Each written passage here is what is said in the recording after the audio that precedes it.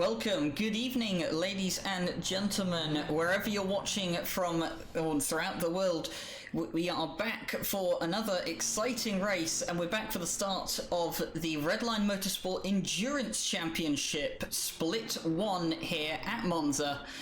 And I am glad to say that we'll be able to bring this championship to you in full with live commentary and, for the first time ever in a championship, live stewarding. But of course, I'm not alone in the box today. I have alongside me, as I usually do, Jesse Lee.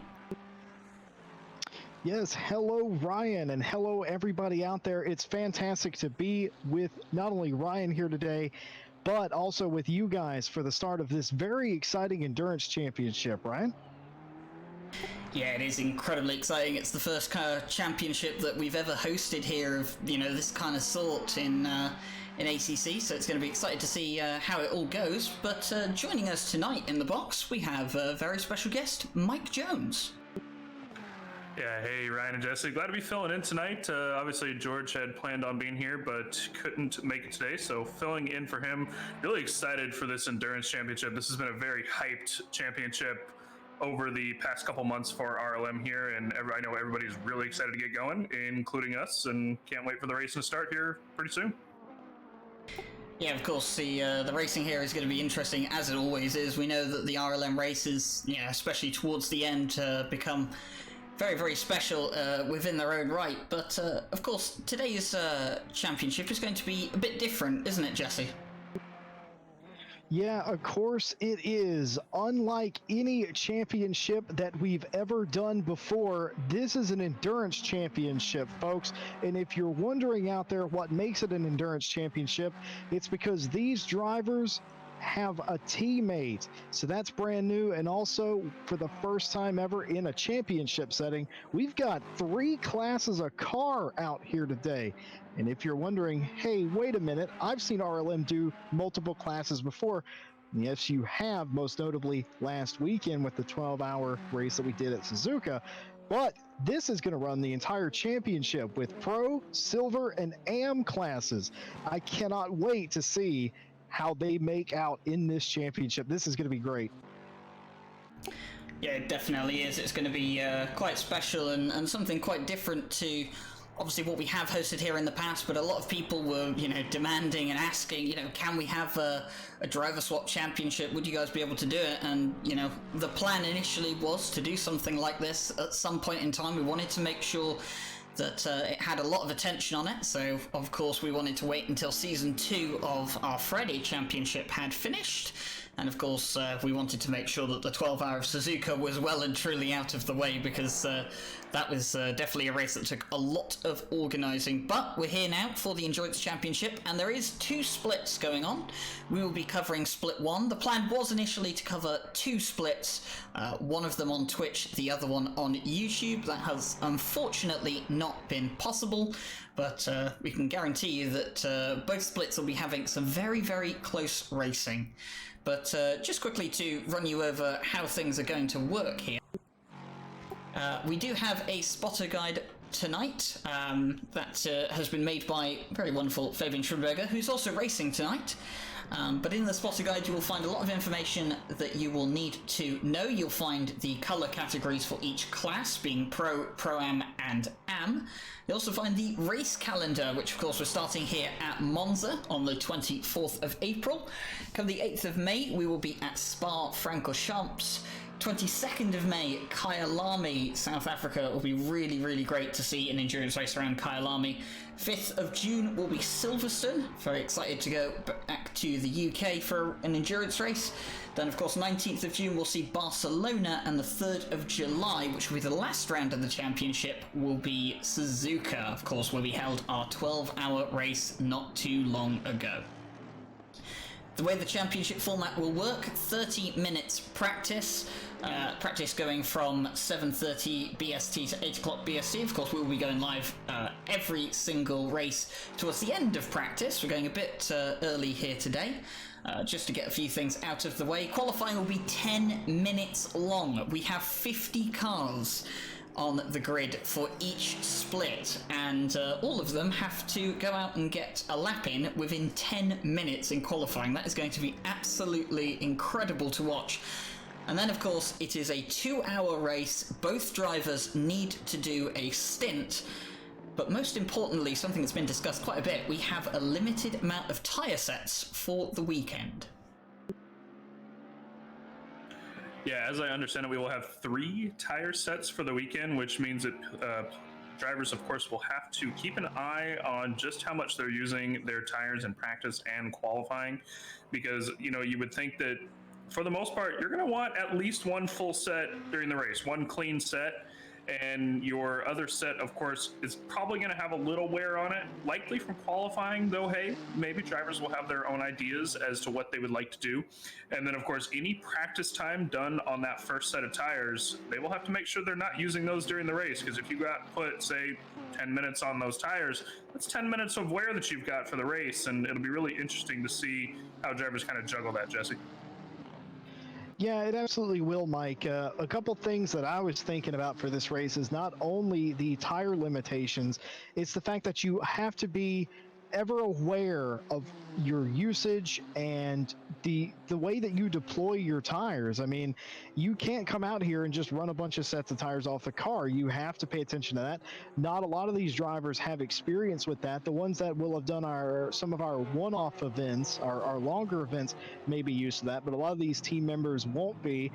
And, you know, a couple other things I was just thinking about, you know, if you're a silver class car, how hard do you fight a pro class car for position? I don't know the answer to that. We know that they're going to allow these guys to race on for overall position, obviously, because that's just how we do it here at RLM. But my question is to you guys, how do you think you would feel if you were a pro driver getting passed by a silver driver? Do you have to put pride aside and let them go, or what?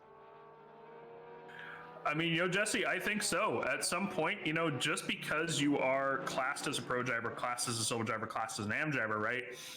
You could be having a bad race. Maybe you've got 2 drivers in the car, right? Maybe one's a little faster than the other, and maybe that pro-am driver that's there, that silver driver that's there, is the fast driver compared to the pro driver, who's maybe their slower driver. So, you know, that silver driver is going to end up being faster than the pro driver at times. And I'm sure that we'll see AM drivers out there that are taking on pro drivers. We saw it last week at Suzuka. Was there not an AM driver in the top 20 most of the race, if I'm not mistaken? No, there absolutely was, and there were silver drivers inside the top 10. Mike, I think you nailed it, nail on the head there, that just because you have been segregated into a class based on pace from a qualifying session, that doesn't mean that that is the end-all, be-all. And like you said, with the 12-hour that we saw, that's absolutely going to be something you see here today. And of course, why not? That's the way the GT European Challenge does it anyway. You always seem to have an ever-present mix of a few teams that are punching above and below their weight class some of the time. But man, I can't wait to get this thing going, because it's the thrill of the unknown, folks. We don't know exactly what we're going to get here either. We have some things that we expect. We have some notes that we've taken from some of the longer endurance races we've done. But this isn't a one-off. This is a championship. We're going to crown a champion after the races that we run. Is this a 6-race championship, guys? Yes, it is actually, Jesse. Of course, I ran through the calendar just a moment ago. We have Monza, Spa, Kyalami, Silverstone, Barcelona, and Suzuka, and of course, we're doing that on a bi-weekly basis. So it'll be 2 weeks between each of the rounds. So we don't do it on a week-by-week basis here, just to give the teams a little bit more time to prepare for all these races, so they can become an even bigger spectacle than what they would be on a weekly basis. Yeah, I think that's just fantastic. I mean, you get a bi-weekly basis, and then you get these guys charged up and ready to go.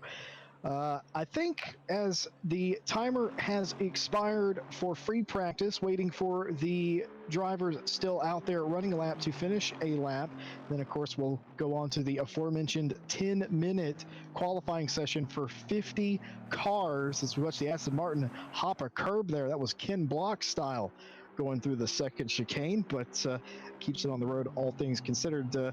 But yeah, so we're going to have a land rush here. Wherever you are in the world right now, you may not have a traffic jam on the major highway near you, but you're fixing to watch one live here as you see already cars filing out of pit road one after another. It's going to be really important to find some space here, though. With 50 cars around Monza, Mike, do you think it's doable? Can you find space to go and run that fast lap? Whew, man.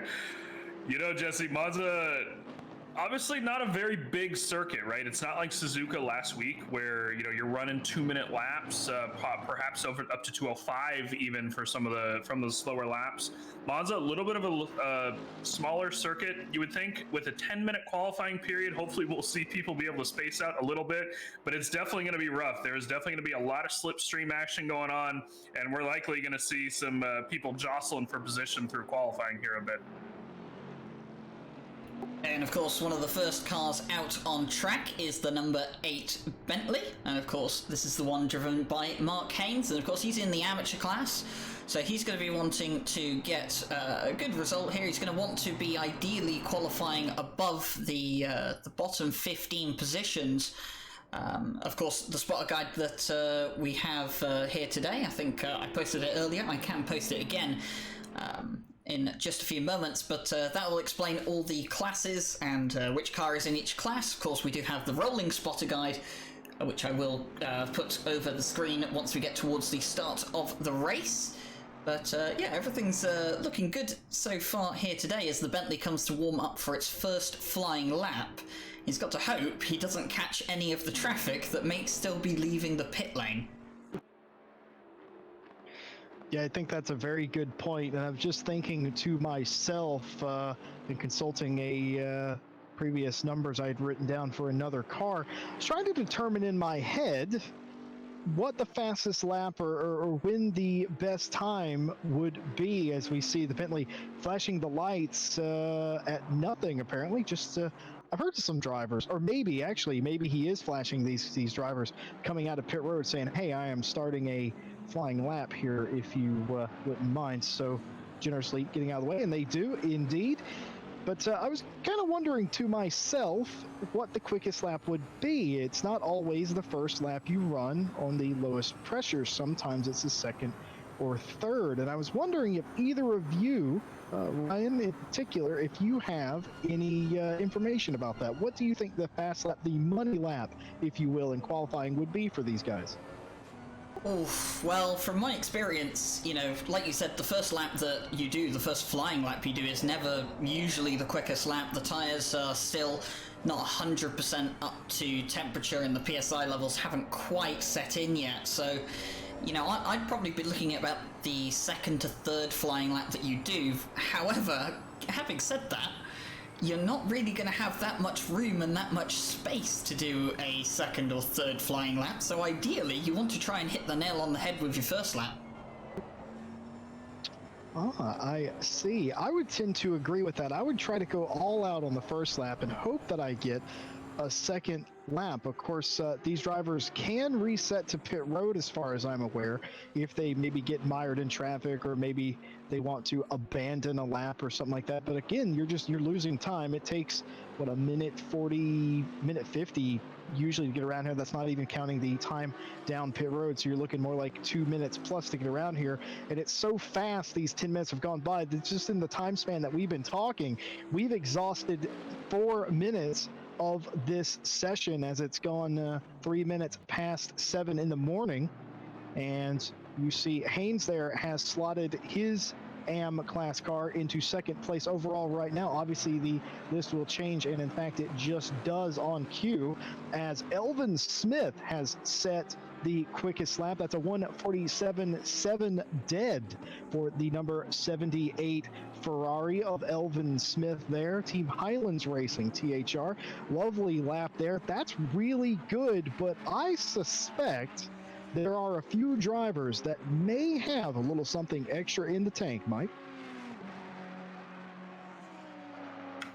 Yeah, very much agree, Jesse. I would not be surprised to see a couple more drivers perhaps even get into that 146 range. We've already seen a couple people slot in a little faster than Smith here with a 147.3 and a 147.4 respectively from Honzik and Civilati, I believe is the name I'm going to say there. We're going to butcher some names today, I believe, Jesse. But I would not be surprised on these guys' second laps, as you guys were talking about earlier, getting their tires completely up to pressure, perhaps even generating a little bit more space on lap 2. We're seeing Honzik here does have some space, and he's had some space for this lap. Be curious to see exactly how he's doing, as even Samuel Ratz pops off a little bit of a lap faster than him. We're already seeing these guys push down, and he is using every bit of the track here trying to push this qualifying time as far as he can. Yeah, this is exactly the stuff that we want to see in qualifying, and this is the sort of thing that we're spoiled for really here at RLM. We see these highly contested and hotly contested, I should say, qualifying sessions here. If you just look at the top 5, there's 3 tenths in it, and if you look between Samuel Rance and Jardier, there was literally nothing in it. But as I say that, Elvin Smith on his second quick lap has responded with a 47.2, beating Samuel Rance to the proverbial pole, the provisional pole, I should say, by a tenth. But we stay on board with Jardier in the number 49 for Redline Motorsports, and he does it on his second lap. He sets a 47.07. So there you go. We are just a tick away, a literal tick away from being in the 46s, and that's about where I reckoned that they would be, Ryan. Yeah, I mean, a 147.0 is nothing to scoff at, even in a normal league race where you'd have 20 to 30 cars, never mind, an endurance qualifying where you've got 50 cars on the grid and you've got to get a lap in within 10 minutes. That's an incredibly impressive lap. Just looking now at Chris Hooker, who is 5th at the moment, and he's 3 tenths up on a lap. Of course, he's sharing a car with fellow Redline Motorsport esports driver James Parker, so it's going to be very interesting to see how they do over the course of the championship. Yeah, currently now 4 tenths up on Chris Hooka's lap here. That should put him around that 147.1, now 5 tenths up. He's going to be fighting for the lead. That said, you'll notice Samuel Ratz just came across the line and posted our first 146. Chris Hooka, of course, looks like he's a little caught up behind an Aston here in the last corner, but he's going to use that slipstream coming down across, and he's going to come across the timing line and post just under Samuel Ratz there with a 147.043 for a provisional second place as we approach the 2-minute mark left in qualifying. And Jesse, something I'd like to talk about really quick on the leaderboard that I just noticed as we switch over to Mr. Wolf Machuska here.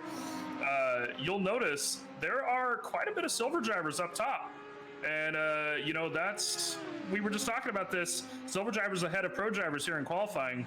Excellent lap by Machuska, by the way, here.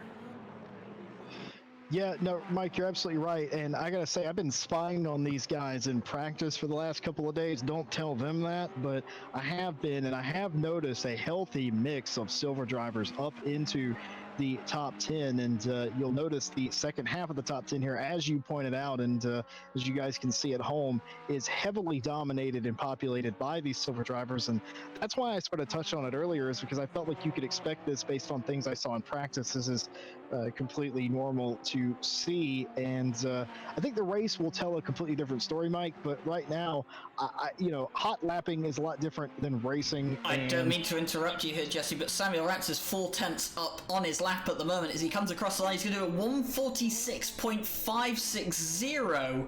Brilliant stuff. Wow. Which is an incredible lap time in any qualifying session, never mind one with 50 cars on the grid. Yeah, Samuel Ratz, he always comes to play, and he plays for keeps, and I'm not surprised by that. I'm also not surprised that Chris Huke is in second position in the number 44 Porsche as we take a look at the 117 Porsche of Apex Racing now. I assume, right, because we're looking at him, he's up on his time. Is that correct? Yes, he is. He's up on his time by about 0.3 of a second, and at the moment, that could get him third on the grid. If he can find an extra 10th in there, he may even go onto the front row. As he comes around the final corner at the moment, still 0.3 up on his time. He's lost a bit of time through the final corner. It's going to drop down to 0.2 up, 1/10 up even. But as he comes across the line, that 1/10 of a second, will gain him an extra place. So he's up to 5th at the moment. As the qualifying timer has indeed run out, the last few laps will start to be set. And as I say that, Elvin Smith is 1/10 of a second up on his lap time. You know, Ryan, I was just staring at that on my broadcast tool. Noticed that he was about 1/10 up as we were watching the last car come across the line. Looks like he has lost that 10th. But that said, he's pretty, about halfway through his lap or so. He's got time to make up. He's only, what is that? About 1/10 and a half off of second place. Samuel Ratz is in a whole nother postcode at this point. I don't think anybody's going to catch that. Him in that Ferrari is just insane at a 146.5, but we'll see if Elvin Smith can come around here now as he's coming through the final chicane, and that will be a no. He's going to go off the track there in the final chicane, and so it looks like he will kind of finalize himself in 4th place. And Jesse, do you want to run over the top 5 for us here as the qualifying ends? Absolutely, I can. Well, it looks like on pole you will have Samuel Ratz, 2nd place, RLM's own Chris Huke, 3rd place. You know him as Jardier, 4th place, Elvin Smith, who put up a excellent fight. And in 5th place, I am going to murder this name. My apologies, but Berrezzini in 5th place. That is your top 5 as far as I'm aware. Actually, that might not be correct. I think my tool might be acting up. Yeah, I believe the 117 Porsche of Mr. Civilodi. Yes, my apologies, folks at home. My broadcast tool is playing up, giving me 2 number 5s. That's a bit of a mistake, but now, ladies and gentlemen, it is the calm before the storm. This is 50 cars on the grid, and look at them all. Look, they're just beautiful cars and excellent teams here. They have 5 minutes to prepare, and as I ask on every broadcast, guys, how do you prepare? You have 5 minutes now. You have your strategy. You know where you're starting. How do you prepare yourself for this event?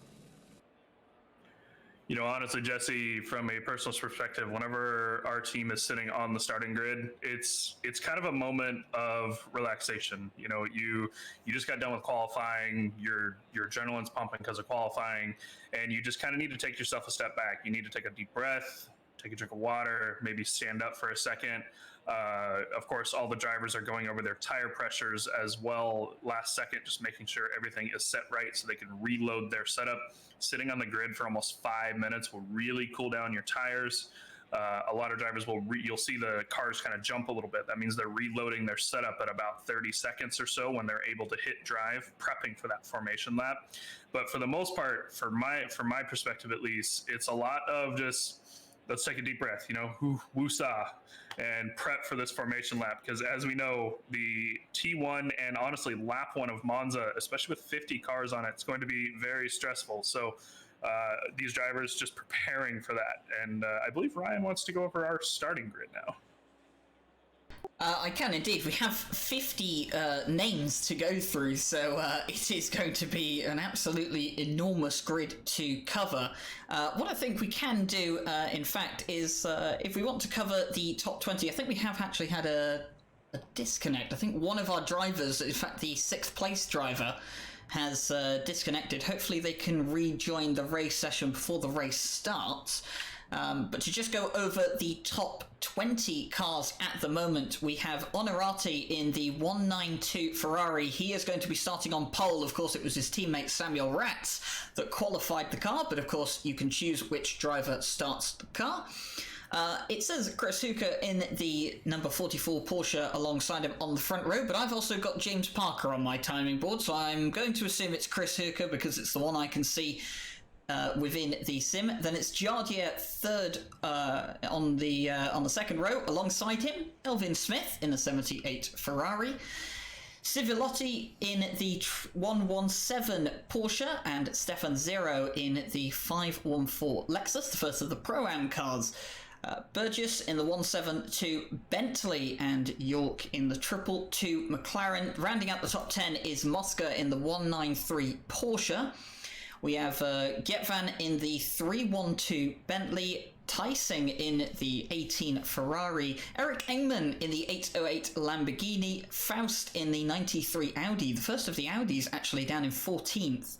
Armulescu in the 444 Ferrari is 15th, Polizzi in the 127 Porsche is in 16th, Cholmondili in the 720 Lexus in 17th, Wolf Matushka in the 25 BWT Muka Motorsport Audi all the way down in 17th. When Wolf Matushka's down in 18th, you know something's going wrong.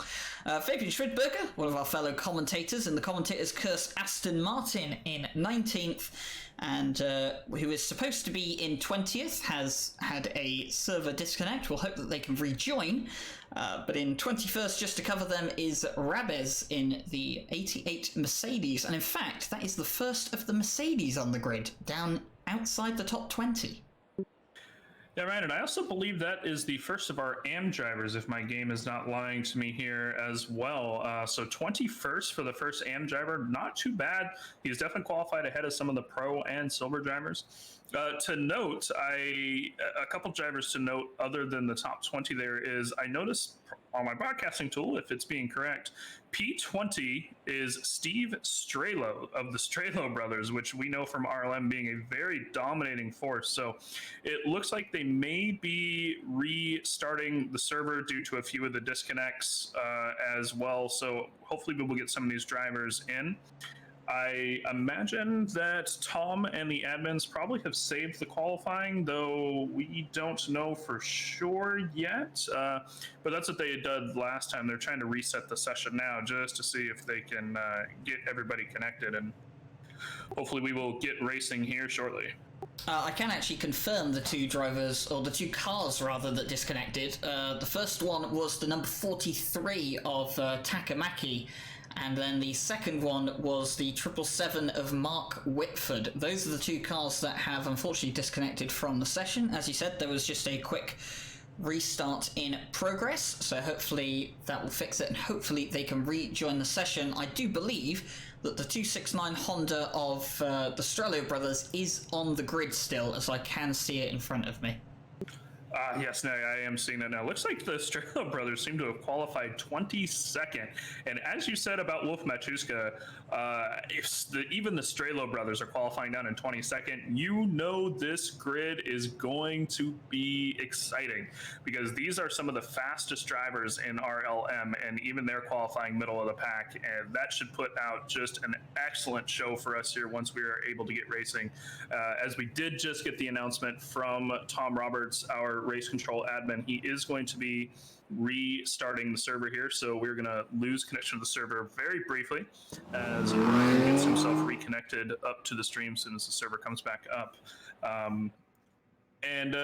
Jesse, as we kind of get everything set back up here, are there any other notable drivers you might like to mention that are maybe a little further back on the grid? Well, absolutely. I mean, there's a bunch of drivers I would like to mention. There's one team that we'll likely go into detail with a bit later that I'm not allowed to mention. They personally contacted me and told me I'm not allowed to mention them based on the fact that I have the commentator's curse, guys. But let me just find the position for one of the teams that I am actually currently looking at in this race to see what they're capable of doing.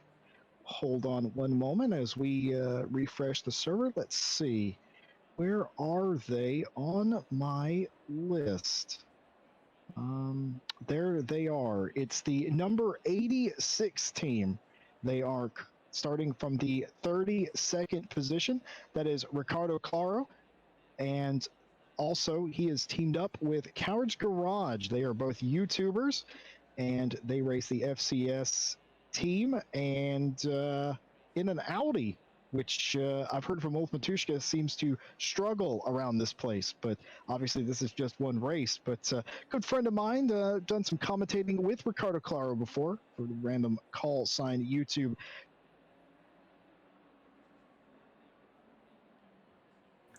Yeah, and a couple of drivers that are very important to me in this race are, of course, the 555 Seals on Wheels team, who had qualified, I believe, 24th before my broadcasting tool reset. 22nd actually is what my broadcasting tool is saying. We'll see how true that is when the server completely restarts here. But this is the team that I generally race with. This will be filled by Marco Winkler and Libor Vodica. Libor, of course, going to be taking the first stint for the Seals team, and they're going to be in the silver class in the Ferrari. There was a very hot debate going on between Libo and Marco for the past month or so about what car, and they finally settled on that Ferrari, as that is Libo's favorite. And of course, for me, that'll be someone I'll be keeping a close eye on today. Absolutely lovely. Ryan, while we wait, is there any team that we haven't mentioned so far that you are interested to see what they can do today? Oof, well, I mean, teams that I'm interested in seeing how they could do. One team in particular, the 777 car, one of the cars that did actually disconnect, has one of our good friends, Sebastian Brunier, in the car. He's teamed up with Mark Whitford. I'm interested to see how they do in the Pro-Am category. Of course, Sebastian was hoping that they could end up in Split 2 to maybe have a bit of a higher chance up of finishing for a top 5 or a top 10 position rather.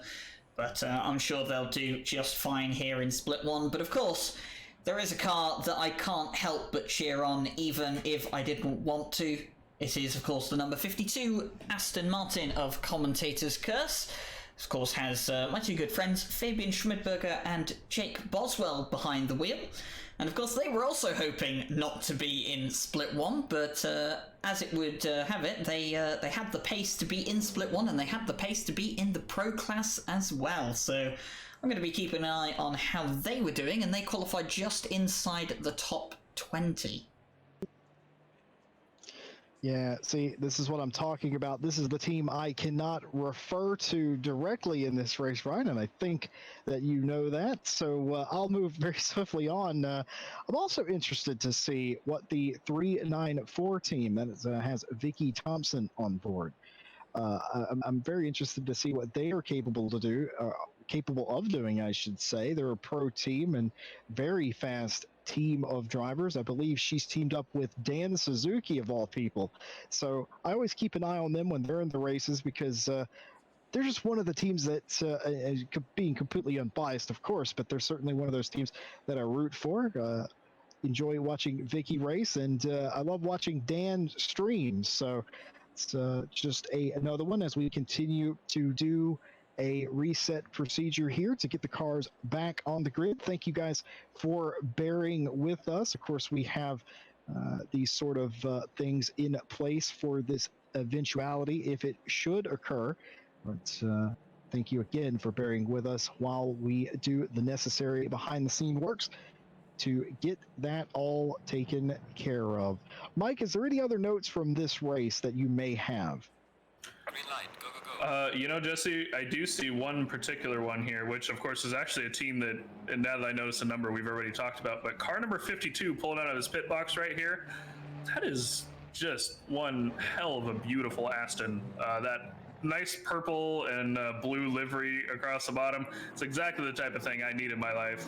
And since I'm filling in for George here today, I just, I felt the absolute necessity to talk a little bit about the colors as we see all of these cars come out for their qualifying laps.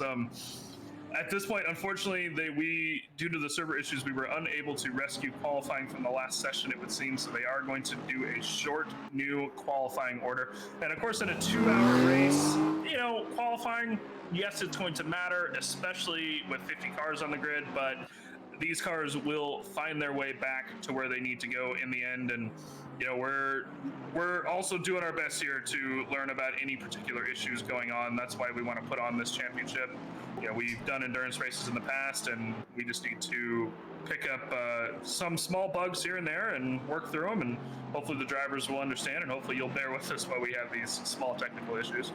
Yeah, I've explained this many a time in the Discord to a lot of people that seem frustrated with the server restarts and such that we have going on before our endurance races. I mean, the Suzuka race, we had so many issues with people disconnecting.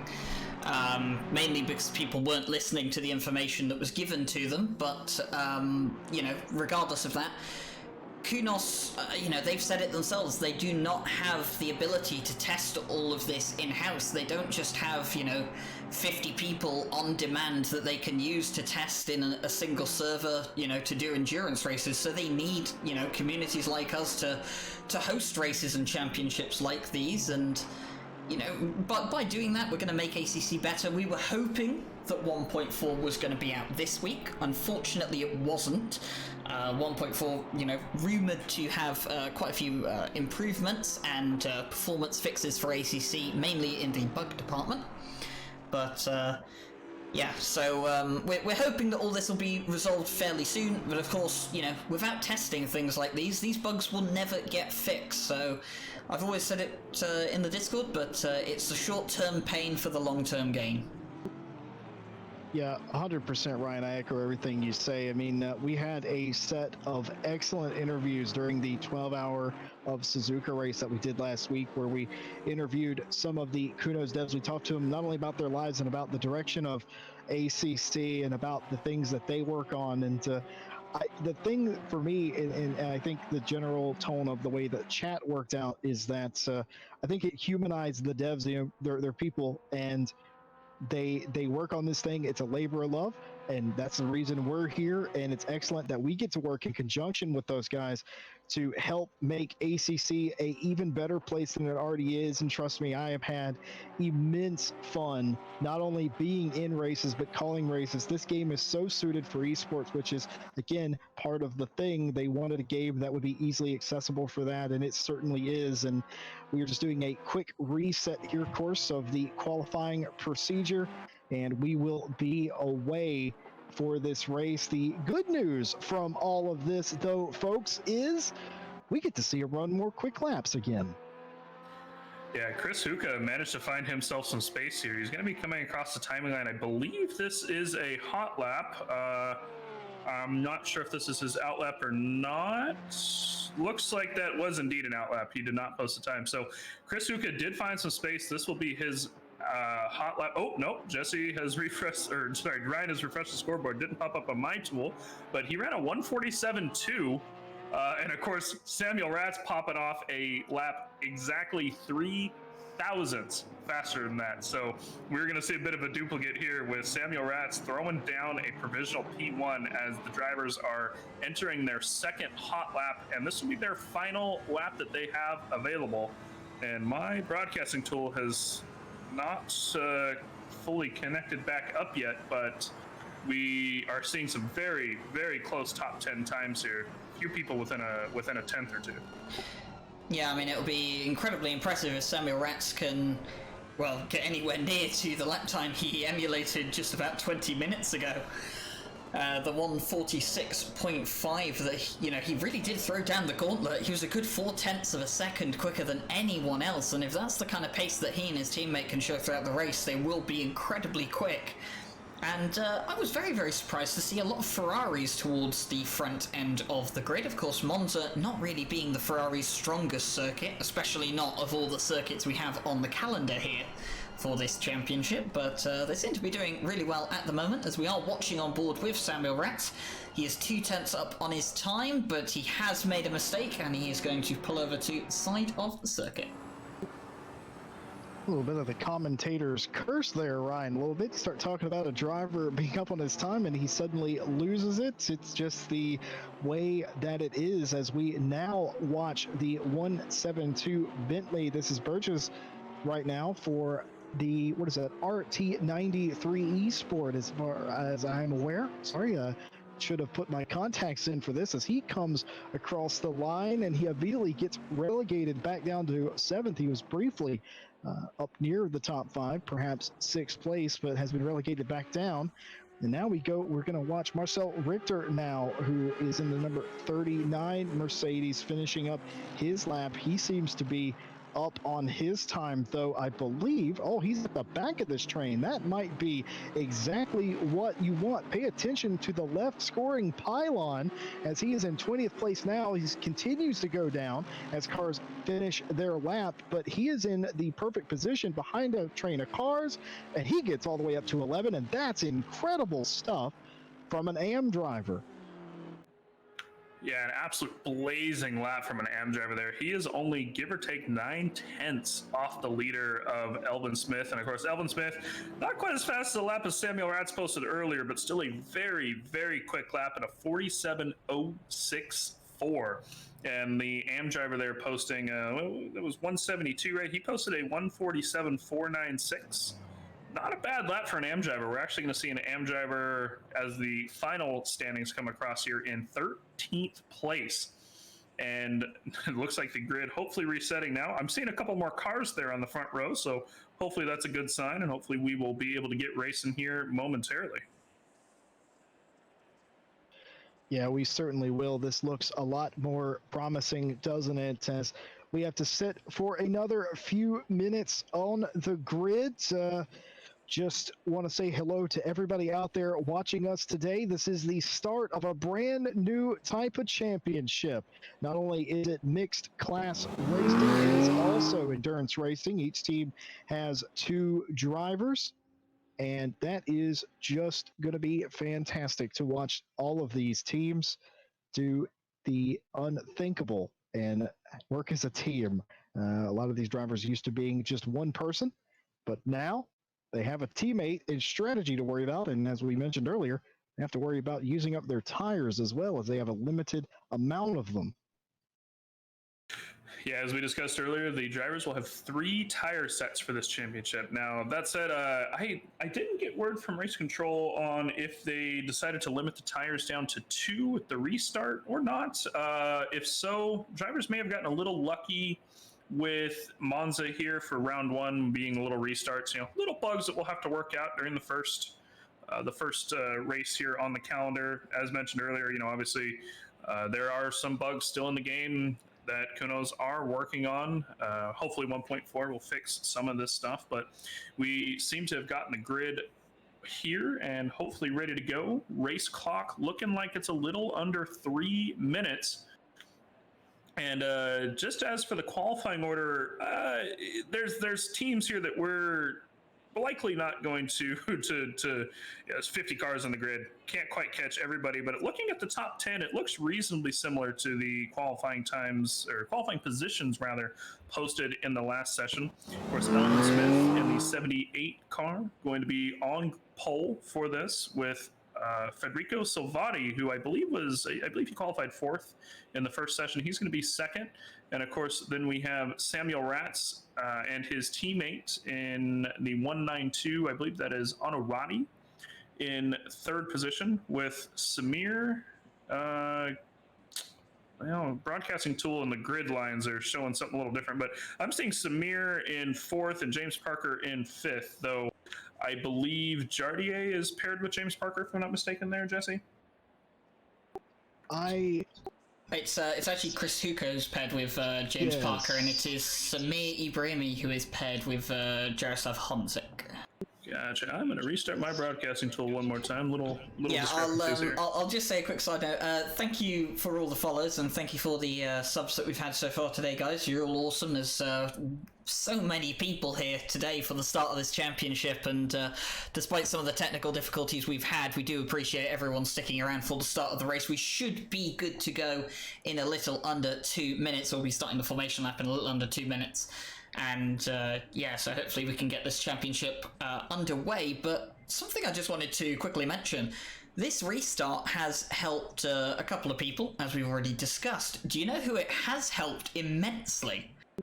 The number 25 car of Wolf Matuszka is now 9th on the grid.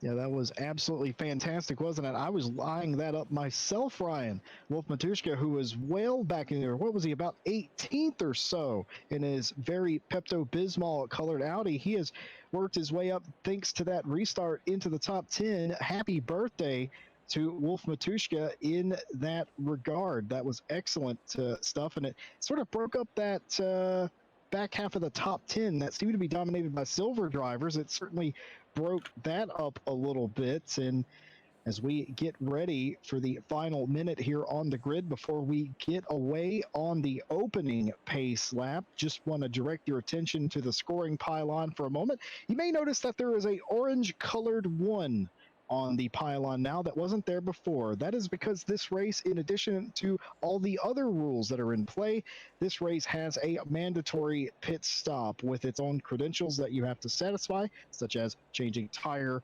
fuel, etc., whatever it may be.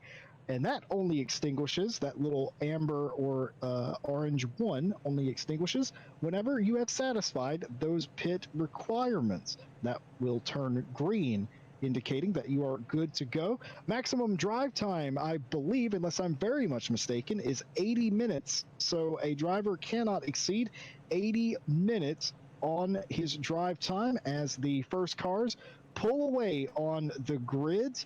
As we focus on Elvin Smith, as he will get out way out in front here and start weaving back and forth, getting some heat in the tires. And I love that this particular maneuver, Ryan, works in ACC. This does keep temperature in the tires, and as we all know, that is very important for the opening lap. Yeah, just a quick side note to say that don't pay attention to the tower on the left-hand side of the screen. Of course, a lot of the names on that tower will be wrong because some drivers will have swapped out who is starting the race compared to who did a lap in qualifying. So it won't be until the first lap of the race is over that we know, well, A, who is exactly in the car, and do not worry about why Elvin Smith is apparently in second position. That's just a small glitch with the timing board, which will fix itself once they cross the line for the first time. But to follow up on Jesse's note, yeah, I mean, it's, you know, there is a particularly well-known sim out there in which a lot of people have already discussed the issues with their particular tyre model and how weaving doesn't really help. Well, it does help to an extent, but not really to the extent that it should, and it does in the real-world scenario. So very good to see here that it does, of course, work in ACC. And, of course, we had a tyre model update just before the Suzuka 12-hour race, which drastically changed how these cars feel. So, of course, everyone's setups that they would have had for the last, 5 or 6 months are pretty much irrelevant now, and they've had to be remade, which only adds to the excitement. Of course, not many people will have a setup that they are 100% confident with around here, and that can only add to what will be an incredibly exciting race. Yeah, and as I like to say, man, it is a brave new world in ACC. Everything you thought you knew, maybe all of a sudden you don't know. I saw a ton of practicing, more than I would normally see from a lot of these guys leading up to a race. They spent a lot of time trying to get to grips with the tire metal, trying to get to grips with the car, the different handling and things, and also get a grip with this particular track. This is going to be crazy. The opening laps are going to be chaos, Mike Jones. They sure are, Jesse. As we discussed earlier, Monza, one of those tracks that, with the chicanes, especially the chicane right off the start-finish straight, it can get a little messy. Of course, all of these drivers are all excellent drivers. They all should know that, you will need to brake very early. Your brakes are going to be cold. Your tires might be a little cold as well. As Ryan was talking about earlier with the, bobbing and weaving, helping the tire pressures and tire heat, keep in mind brake heat is also a factor in this game, as we see the grid coming down to the final corner. They are going to get into a double file situation here. The leader will slow down a little bit with Elvin Smith just to let all the cars catch up, as 50 cars on the grid will be pretty spread out through the track. Coming down into the final corner as we get close to that green flag here. And it is going to be some exciting 2 hours of racing. Again, we have Elvin Smith on pole.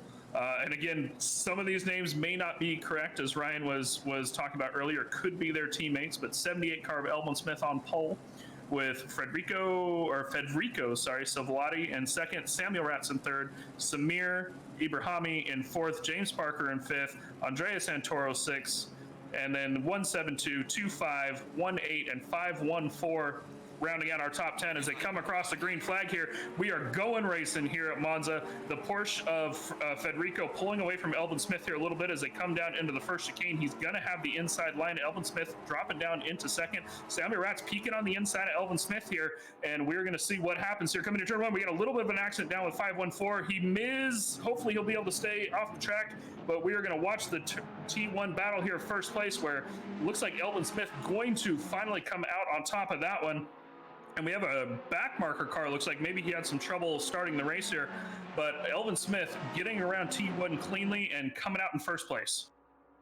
Yeah, just a little bit of an incident there with one of the Lexuses, I think, catching the grass coming down to T1. I think maybe he had contact with one of the Mercedes, might have been the number 39 of Marcel Richter. I'm not too sure if there are any other cars involved in that. Of course, we do have live stewarding for the races here, for all the Split 1 races, so any of the incidents that the stewards deem needing a penalty will be investigated. Of course, all lap 1 incidents are investigated, and then all future incidents have to be reported by the driver's teammate. The stewards will not investigate issues that are not reported, so that is something that was clearly communicated to the teams. But obviously, a bit of an incident getting on the grass and maybe unfortunately taking out another car. Not too sure how much the stewards will have to say on that one. We'll have to see what the verdict is in a couple of laps' time. Yeah, just to jump in really quick, Ryan, a mistake that I made, my broadcasting tool had not quite updated yet. It looks like actually that Porsche that's in front of Elvin Smith is Federico Silvati, and he is in first place. He did manage to sneak that out ahead of Elvin Smith there. So Elvin Smith, of course, in second place. As we switch over to Chris Huka with Jesse, I believe that is the Wolf Machuska Pepto-Bismol car there right behind him, and they're going to be fighting for sixth place here as the first lap has finished. Yeah, it is, and this is sort of a battle that I kind of look forward to. I like watching the Red Line Motorsports Esports guys take on or be challenged by some of the other teams, and here comes Wolf Matushka, who has been forced to the outside here. Chris Huke knows better than to give up the inside of turn 1. Nothing doing there as they go back into single file. I'm interested to see how good the Audis are going to be here today. I've heard from several of the guys that perhaps the Audi was not the choice, not for the championship, of course, but just for this racetrack. And of course, each track has its own strengths and weaknesses.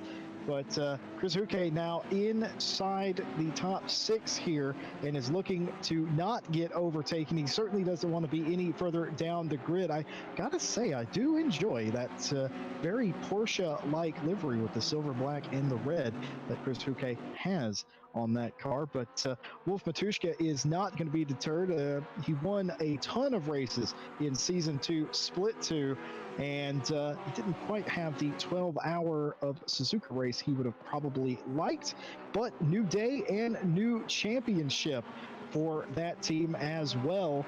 As we go up to 4th place, this is going to be Mosca here in the 193 Porsche, who is currently getting a mirror full of Jardier right now. Jardier pulling up right close to the back of him as we come to finish another lap. He's not going to be behind him much longer. He's thinking about being in front of him, can't quite get it done, has to fall back in line, takes the inside line out of the final corner. Will it be a drag race down the front straightaway? It certainly looks like it, as we now go on board with Jardier. It's being shaded over towards pit road wall. Look at him push him over towards the wall. Jardier will have nothing of it and maintains his position. There's a little bit of a bump.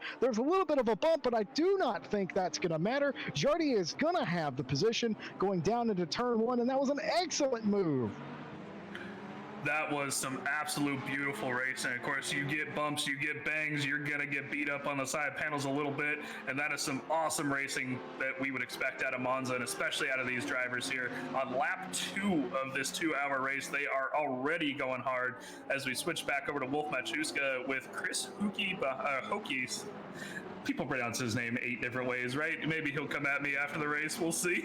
As we come back on lap 3 here, and they are in a little 4-way battle here. Chris Huki in front, Wolf Machuska in the 2nd position, Bergs in the 3rd position of this train in the 172 Bentley, and Johannes Thessing in the 18 Ferrari following up the back as they are trying to catch back up to the leaders here. That said, they're still only a few tenths back. They are not far from the few leaders, and we are going to see this train go probably for the next 2 hours. I would not be surprised to see these guys battling back and forth all race long.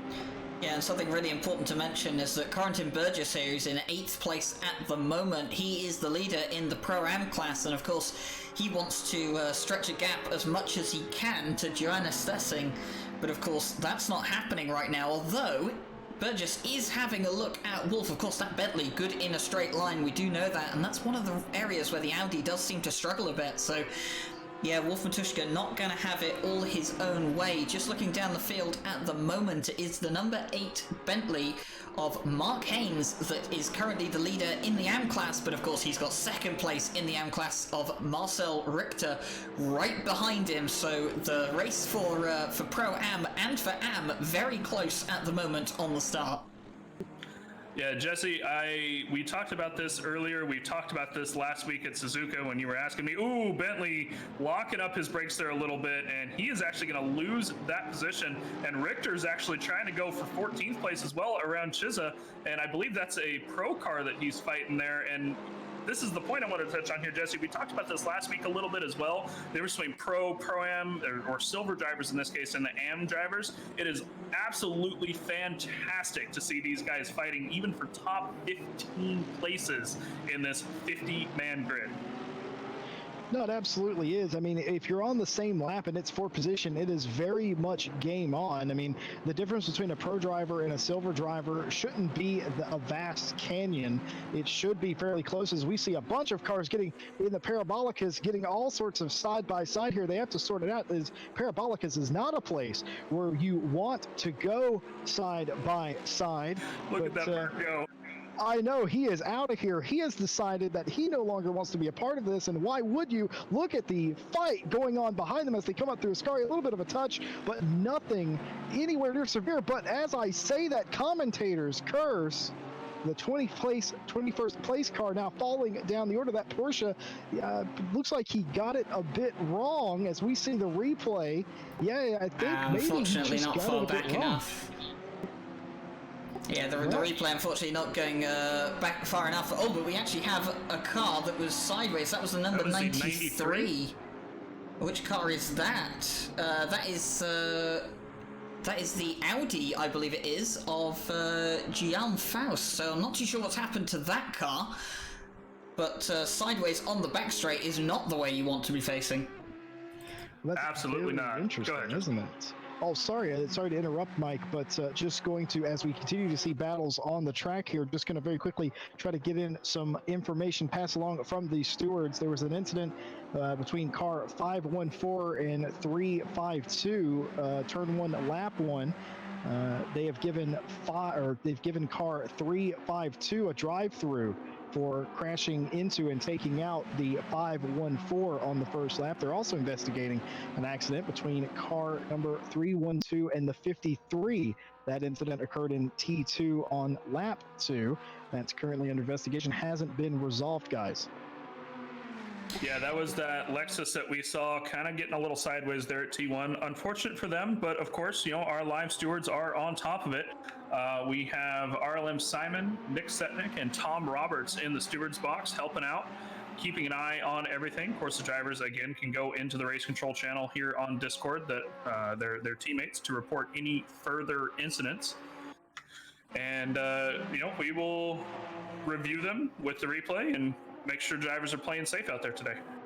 Yeah, and of course it's important to note that the first lap is reviewed. Any incident on the first lap is reviewed regardless of people reporting them, but any incidents after the first lap have to be reported to be investigated.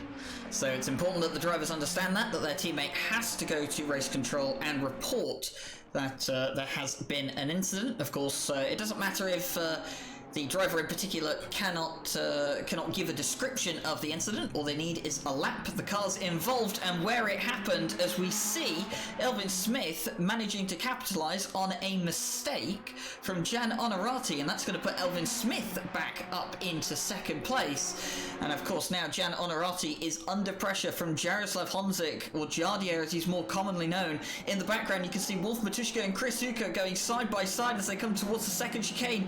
Jardier is going to be on the inside of Onorati. They're going to touch slightly. Onorati's going to be off into the gravel. And also the Porsche off in the background as well. The 193 of Tommaso Mosca going off through a mistake. That 193 Porsche just having a rough time the past couple laps. I believe, if I'm not mistaken, that is the Porsche who touched the wall just a moment or two ago. Hopefully he will, it looks like he's back on track. Hopefully he has not gotten any damage and can continue racing, because he is in an excellent position here to continue fighting for these top 10 positions. And we're still watching Wolf Matuszka and all the other drivers here. Of course, it looks like Matuszka did not end up finally making the move up on Chris Hucke. As we flip back to the Bentley here of Burgess in the 172, following up this train, and he is hot on the tails of Wolf Matuszka coming into the final corner here. He's actually going to peek at the inside there, but doesn't quite have enough of a run, and he's going to settle back into line and hopefully come... well, I don't know, man. That Bentley and that is going to get one heck of a run coming off the corner. He is closing up on Wolf Matuszka here. He may be able to make a play into T1. He's deep into that slipstream rather, and he is going to try to come on the inside in T1. Wolf Matuszka holding the left side of the line, and Burgess didn't quite make it, and he's going to go ahead and fall back into line there. And a quick note as well. Looks like our live stewarding team has made a ruling on the lap 3 T1 incident. Looks like the involved cars are 514. Sorry, there. It's currently being edited. I apologize. Looks like car 53 and car 312 involved.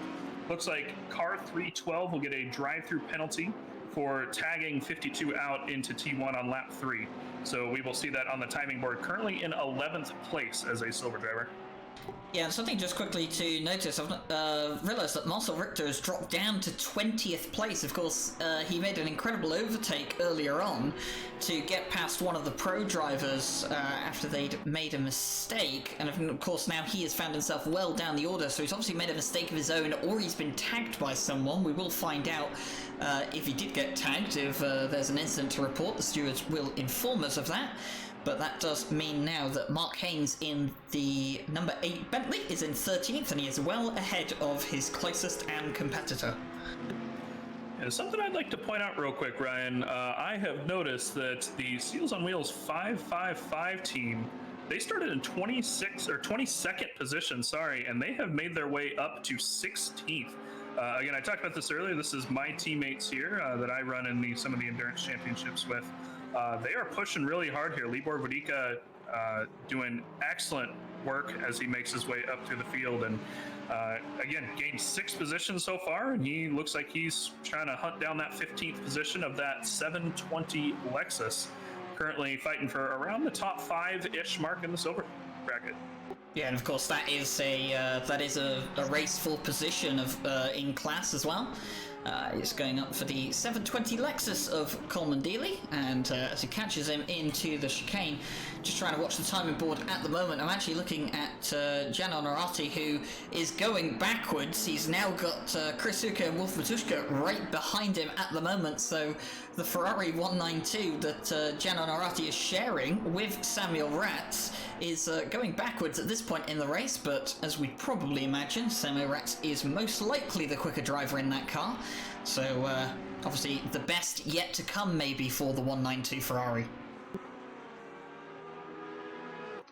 Yeah, it certainly could be. And my whole takeaway from the start of that race is, wow, Jardier's fast. Jardier's fast than anything, but he's up to third now. He is less than a second behind Elvin Smith as we are actually watching the 192 Ferrari that's currently in fourth place, who's just about 2 seconds back of that particular fight. But he is the choo-choo train on a giant train of cars here. I'm surprised, back to an earlier point Mike made, that big bad Bentley hasn't made a move on Matushka yet, but they all seem about the same distance apart from one another, and certainly the Bentley in question is too far back to do anything on this lap. But that's the great equalizer here, folks. It is Monza, and you have several really long straights, and it's really hard to get away from somebody unless you're lightning quick, isn't it, Ryan? Oh yeah, for sure. You know, with how powerful the slipstream can be around this place, it definitely is difficult to stretch away from someone unless you're significantly quicker. Just going down to 40th place at the moment, we have the Kunos Racing team. Of course, the Kunos devs, that Aston Martin has definitely been involved in a few scuffs. It's got some nice scratches on it.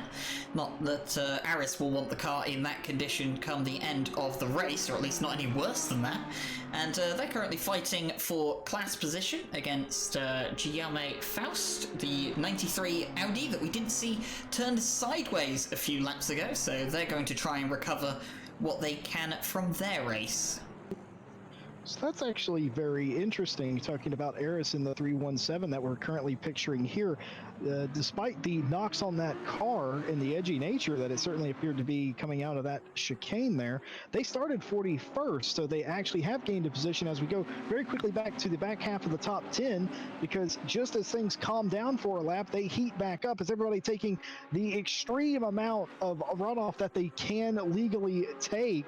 You saw Wolf Matushka get into the gravel ever so slightly. You have to wonder, has that slowed him down as Burgess kind of does the thing Burgess does, and he doesn't want to be directly up behind somebody if he thinks there's a passing opportunity. Nothing doing there, but they are certainly, this pack is a lot tighter than they were a lap ago, perhaps. Though I'm not sure if anybody will quite have the legs to do anything. If anybody will have the legs, it'll be Wolf Matushka. Now, look at this camera view right here. Excellent camera work by Ryan, who is our camera director and streamer here this evening. And here you see Wolf Matushka making the inside move. He definitely has position, but he won't if he doesn't stay beside him, and he can't. So it goes back to nil, I'm afraid. But Wolf Matushka is not done. He's not going to give up this fight. He's going to try and go around the outside. Can't quite do it, thinks better of it, sees Burgess behind him, gets back in line, and that is not a sight you want to see. That big, bad Bentley coming up right behind you like that. That's not something you want to see. He does give the Bentley the inside coming into the second chicane, but of course, the chicane has an entrance and an exit, and on the exit, he holds it. And all that did was make Matushka be a second behind the guys in front. That's not what you wanted to see there. It's definitely given Honorati and the likes of Chris Uka some breathing room as well, so they'll be grateful for that. But Wolf Matushka will be cursing himself, couldn't get the overtake done through the chicane, and it has cost him badly. Now he's got the Bentley in behind him, and the problem is that Wolf is not getting as powerful of a slipstream effect from the Ferrari in front that he would have been getting on the previous laps, and of course that is going to start hurting him down the straight now, of course, with Burgess getting the full slipstream effect off the back of that Audi. Yeah, and the Bentley actually going to try to go into the inside a little bit there. Doesn't quite have the run, but I would not be surprised if Burgess tries it going into Team 1 here as they start coming across that the start-finish straight. He is closing up pretty well there. As Ryan mentioned, he does not... Oh, go ahead. No, please go on, Mike. Continue. Oh, yeah, this camera, we see him get right up to that bumper. He is gonna have the inside. We'll see how late these guys risk braking. Burgess braking very, very late going in, and he is actually gonna get that move done so many laps later. We are roughly 18 and a half minutes into this race, and he finally gets that move done, moving up into 6th position ahead of Wolf, and that is the all the way back to a whole lap ago, where Wolf and Burgess and Honorati were having that little bit of a fight. Wolf just dropped back just a little bit from that Ferrari, having to defend for Burgess, and that slipstream cost him that position. Not being able to suck up to the back of that Ferrari down the straight is where it will lose it here for you at Monza, as that Bentley just gets an amazing run and comes up in the 6th. Yeah, and something I've just noticed is that Jaroslav Honzik is down in 5th place. Of course, he was running in 2nd, but he's now down to 5th, so Jardier's made a mistake somewhere in the last lap. Well, it's a bit more serious than that, Ryan. Take a look at the board. Chris Huke is now in 2nd place. Where has he gotten those positions from, I wonder? He has gotten all the way to 2nd, and he wouldn't have been there just if Jardier messed up. He must have passed some other cars. Yes, that is indeed what he's done. His train is still intact. He's just now the conductor at this point, and that's exactly what's happened. He's gained 2 spots, one by sort of circumstance with Jardier, and he's also made a pass on Onorati here, and that's promoted him to 2nd. The only bad news is that Silvalati is 8 to 9 seconds in front of him, just chugging along. But 2nd place, I mean, you would take that in the debut of the season, right? Well, I mean, someone like me who definitely doesn't have the pace of Chris Huka would definitely take that, but of course I know Chris quite well, and he's not going to settle for 2nd place, nor should he. And as I say that, I see Jardier on the inside of Elvin Smith, and he is going to take 4th place away from the 78 Ferrari. Yeah, now that said, while Chris Huka won't settle for 2nd place, I'd like to point out something on the timing board here, guys. Look at the absolute massive gap as we come across the sector line here. When Chris Huka comes across the sector line, how far that 117 Porsche has gotten ahead. 9 seconds, guys. 9 whole seconds in 20 minutes. All of this fighting behind him has really went to that 117 Porsche's favor. I believe that is Federico Silvalati, and if I'm not mistaken, isn't that Samuel Ratz's teammate? I could be wrong on that, Jesse. You'll have to correct me here in a moment. But all of this fighting behind them has pushed them 9 seconds up, and they have a nice cushy lead. All they really need to do at this point is get their head down, get consistent, don't make any mistakes, and they can keep that lead going into this first hour. Yeah, I think it's... Sorry, just to cut in there, Jesse. I think it's Jan Onorati in the 192 that shares a car with Samuel Ratz. You're right. If I have look the 117 on my spotter guide. If I look at the spotter guide, the 117 is actually the 107 on the spotter guide. Not too sure what's happened to the number there on the 117 car, unless the number was updated before the race session and after the spotter guide was finished, but he is partnered up with Fonaciero Alberto, so an all-Italian team there. And something I'd like to point out from chat as well, just a minute ago we were talking about Jardier. Apparently Jardier had some sort of contact happen, and which is what pushed him back, according to GRT Jack in chat here. So an unfortunate thing by Jardier. Of course, he will continue fighting. He's only in 4th position, and he's going to continue fighting up because, as we know from Jardier, he will not give up. No, of course he won't, and you'll see him gain positions back. It's a bit of a sorry consolation as we see these two going at it. Not quite, just about gets the brakes on for the turn. Excellent driving there, but back to Jardier. You know, he'll gain positions, and it's not exactly where he wanted to be. He was certainly in a lot better position, but for us as commentators and for the folks at home, at least we now get to see him pass some excellent cars at the front of the field. And I believe here, Jesse and Ryan, we're now going to take a look at one big purple chunky boy of the 22 or 52 car of Fabian Schmidberger with the commentator's curse back in 22nd position. I'm sorry, I'm just gonna fill George's shoes here for a second and just gush a little bit of how pretty this thing is. Oh man, I'm in love. Well, I can tell you one thing. I can talk about the car. I had previously called this Barney the Dinosaur, and the driver behind this car, who I cannot name for reasons I explained early in the broadcast, he sent this to me. He DM'd this to me and said, is that more Barney for you? And I go, that's brilliant, run that. And you can obviously see why it's inspired by such a thing. It's a lovely purple color, Aston Martin, and going away just fine here in the early goings.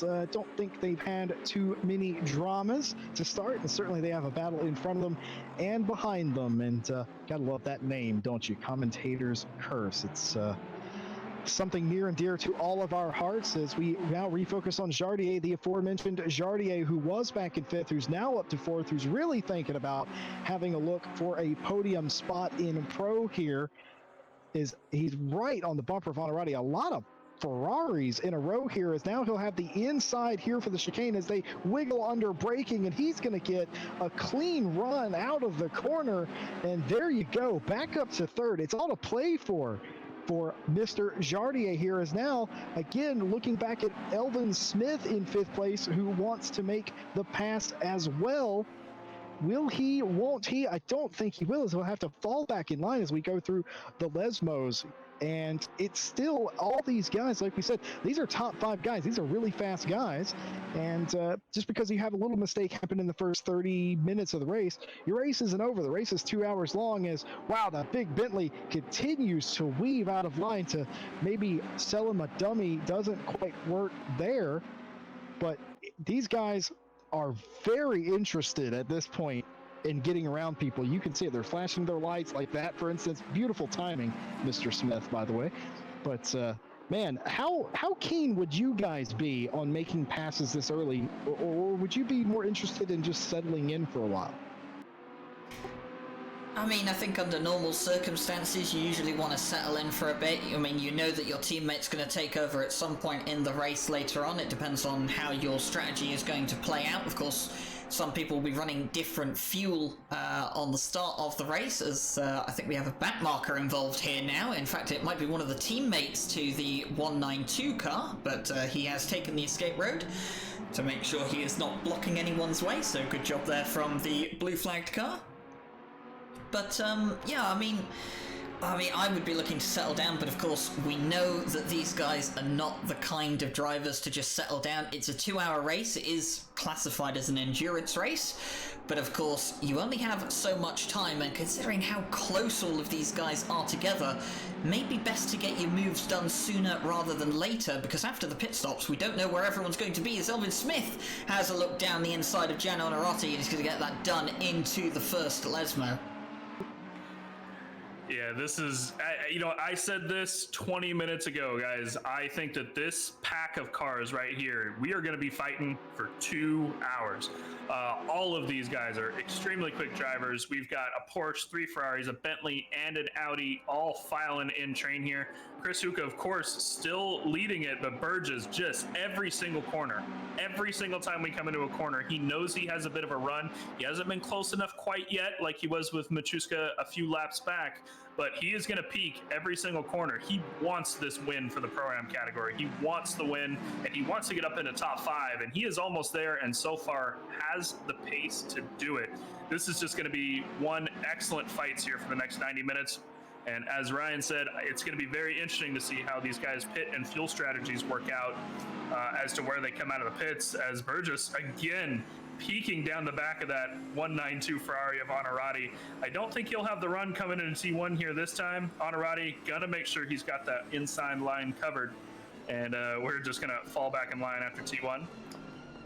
That said, it looks like we did have another penalty come through for our live stewards a few moments ago while we were watching the excitement. Unfortunately, car 352 has received another drive-to penalty. It looks like he started moving across the line under a braking zone, which is a bit unsportsmanlike, and as such was given a drive-through in car 514 behind him, just causing a little bit of trouble, so he was served with another second drive-through penalty, of course being involved in an earlier incident at lap 1 T1. Oh, yeah, you hate to see it, don't you? You hate to see a team or a car to be penalized, but that's the whole point of the live stewarding, to make sure everything is all fair. The rules are very clearly laid out and designed to create fair and clean racing for all, and sometimes you run afoul of the rules. I am no stranger to that myself, as we are now focusing on the number 8 Bentley of Mark Haynes, who is back in 12th position, but has the grunt, I think, to take it to Steve Strehlow in the 269 Honda. Can't quite get it done there, but certainly on the back end. Do I spy a Christian Whale in the background? I think I might. Yes, I do. And he's, of course, teammates with Tobias Quick. Tobias Quick ran a very green, skittle-colored Porsche, as I call it. He said, hold my beer. I got something for you, Jesse, going forward. And that is the effort that the Tobias Quick group has came up with. It is a chrome green car now, as we focus on Haynes here, who may have a run up the straightaway. It doesn't, oh no, here it looks like he may have something here at the end. And of course, Strehlow shading. Yes, he does. Strehlow shades to the inside of the track, saying, if you're going to go around me, you're going to have to go around the long way. Haynes says, fair play. I will fall back in line for the first year. I love those splitter cams. Excellent camera work by Ryan himself to bring us those beautiful pictures and images of just how much speed and the ferocity of curbs and stuff you see off of those cameras. Just lovely implementation by Kunos, it must be said. And wow, look at there, Christian Whale flashing his lights from several car lengths behind. I would expect nothing different from the Lappin party guys. They love to have fun, and flashing their lights is just part of the game. Hey, it's part of the strategy. I've never gotten mad because somebody was flashing their lights at me. I always kind of found it a bit humorous. Yeah, he just wants to make sure he's there. You know, he just wants to make sure, hey guys, I'm here. Don't worry, I'll be there in a minute to fight for position. And it's not hard to miss that bright green Porsche, to be fair, in your mirror either. That thing is not quite like a neon color, but it is a nice visible color if this were a night race tonight. But I'm sure that he will catch up. And Haynes, again, he is just doing fantastically. The AM class, 12th place overall. He's currently, 5 positions above the second placing class. These guys are just driving absolutely fantastic so far this race, and hopefully they can keep this up. Interestingly, Jesse and Ryan, I'd be curious to hear your guys' opinion on this. So we have Steve Strehlow, 11th place. Now, this guy, in my experience, has been an extremely dominating force in RLM races, right? We saw it last weekend with Suzuka. The man just pushed through the field. I mean, every 5 seconds, it felt like we would look back at him, he'd be another position up. I know the Silverstone race, for example, with the pro drivers and the real life drivers, that man absolutely dominated that race.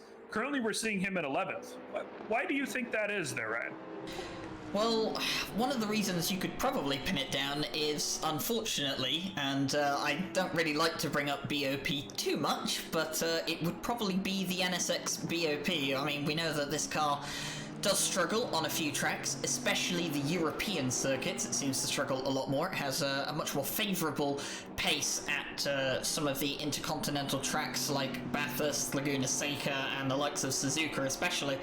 So yeah, it's probably one of the reasons is probably down to BOP. Another one of those reasons, as we see Steve Strehlow getting all sorts of out of shape going through the second Lesmo, and that's going to give Haynes a really good run. He's going to be on the outside as they come down towards Ascari.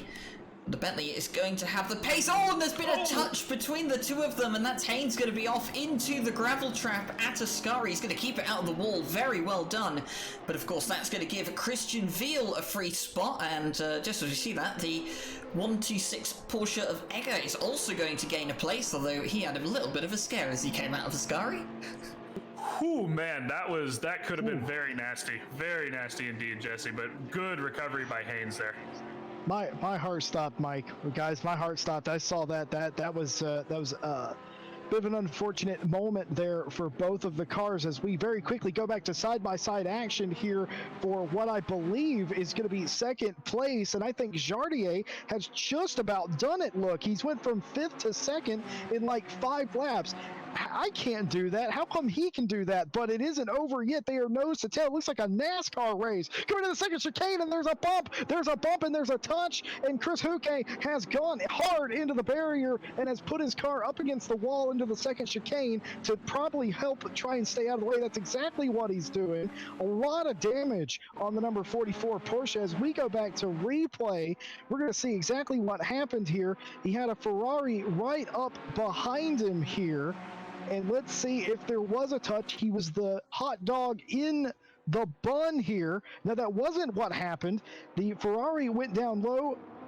Huke went down to cover, and there was a spin. And that is unfortunate if you're Chris Huke, who had driven through the field and was having a great race. I imagine, guys, he has damage after that. Oh yeah, he definitely tagged that wall a couple times. Excellent job by Chris Huke, though, to stay off the racing line with the damage. As he smashed into that wall a couple times. He did very good job making sure that he stayed up out of the way, even to tag himself on the wall again. And looks like he's gonna limp back to pit road here, hopefully get some repairs, and we will, I'm sure, see a little bit of a steward's inquiry there if it gets reported, and we'll figure out exactly what all happened there, if anybody deserves a penalty or if it's just a bit of a racing incident, and we'll report back to you on that stewarding here shortly. But yeah, Jardier and Elvin Smith here just climbing up the ladder. Of course, Jesse, how's that gap doing between P1 and P2? It was at 9 seconds earlier. Is it still there? Oh man, it's gone up. It's about 13 seconds right now, guys.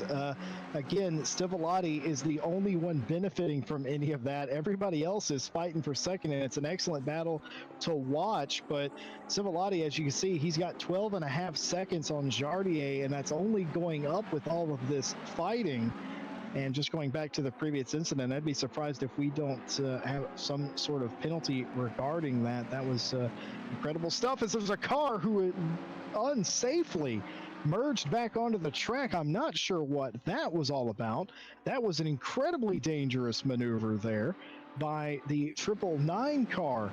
I'm unsure exactly what prompted that. Maybe he thought, because it is a blind corner, perhaps he thought that he was free and clear and decided to whip it around there, but very nearly took out the 2nd through 5th drivers there. That was incredibly scary to watch, but not really the driving standards that you would hope for.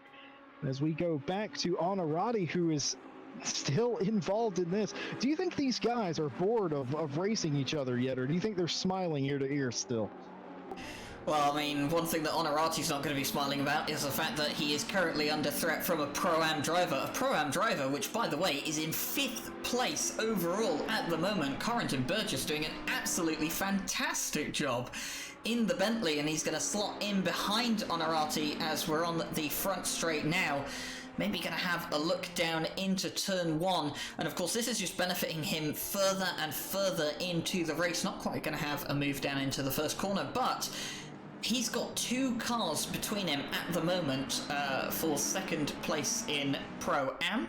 Of course, so that means that the number 18 Ferrari has to gain 2 places and then get past the Bentley if he wants to take the lead of Pro-Am. So it's all going the way of Corentin Burgess so far, and he's going to have to hope that it can continue that way throughout the race.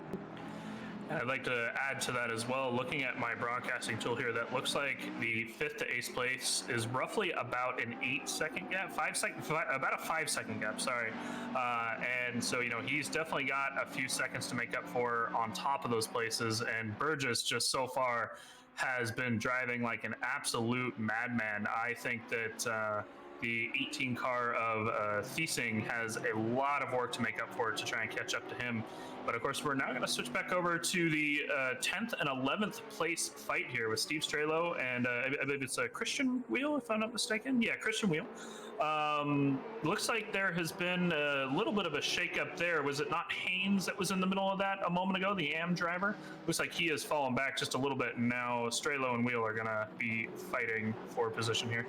Yeah, of course, Haynes was involved. A little bit of contact between him and, of course, Steve Strehlow, which, of course, sent off the number 8 Bentley into the gravel trap and prompted a bit of a scary moment. You can see him there in the background.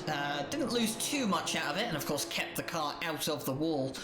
But as you said, Christian Veal is now right on the back of Steve Strehlow, and he's going to be looking to make his way into the top 10. Of course, this is a race for position in class.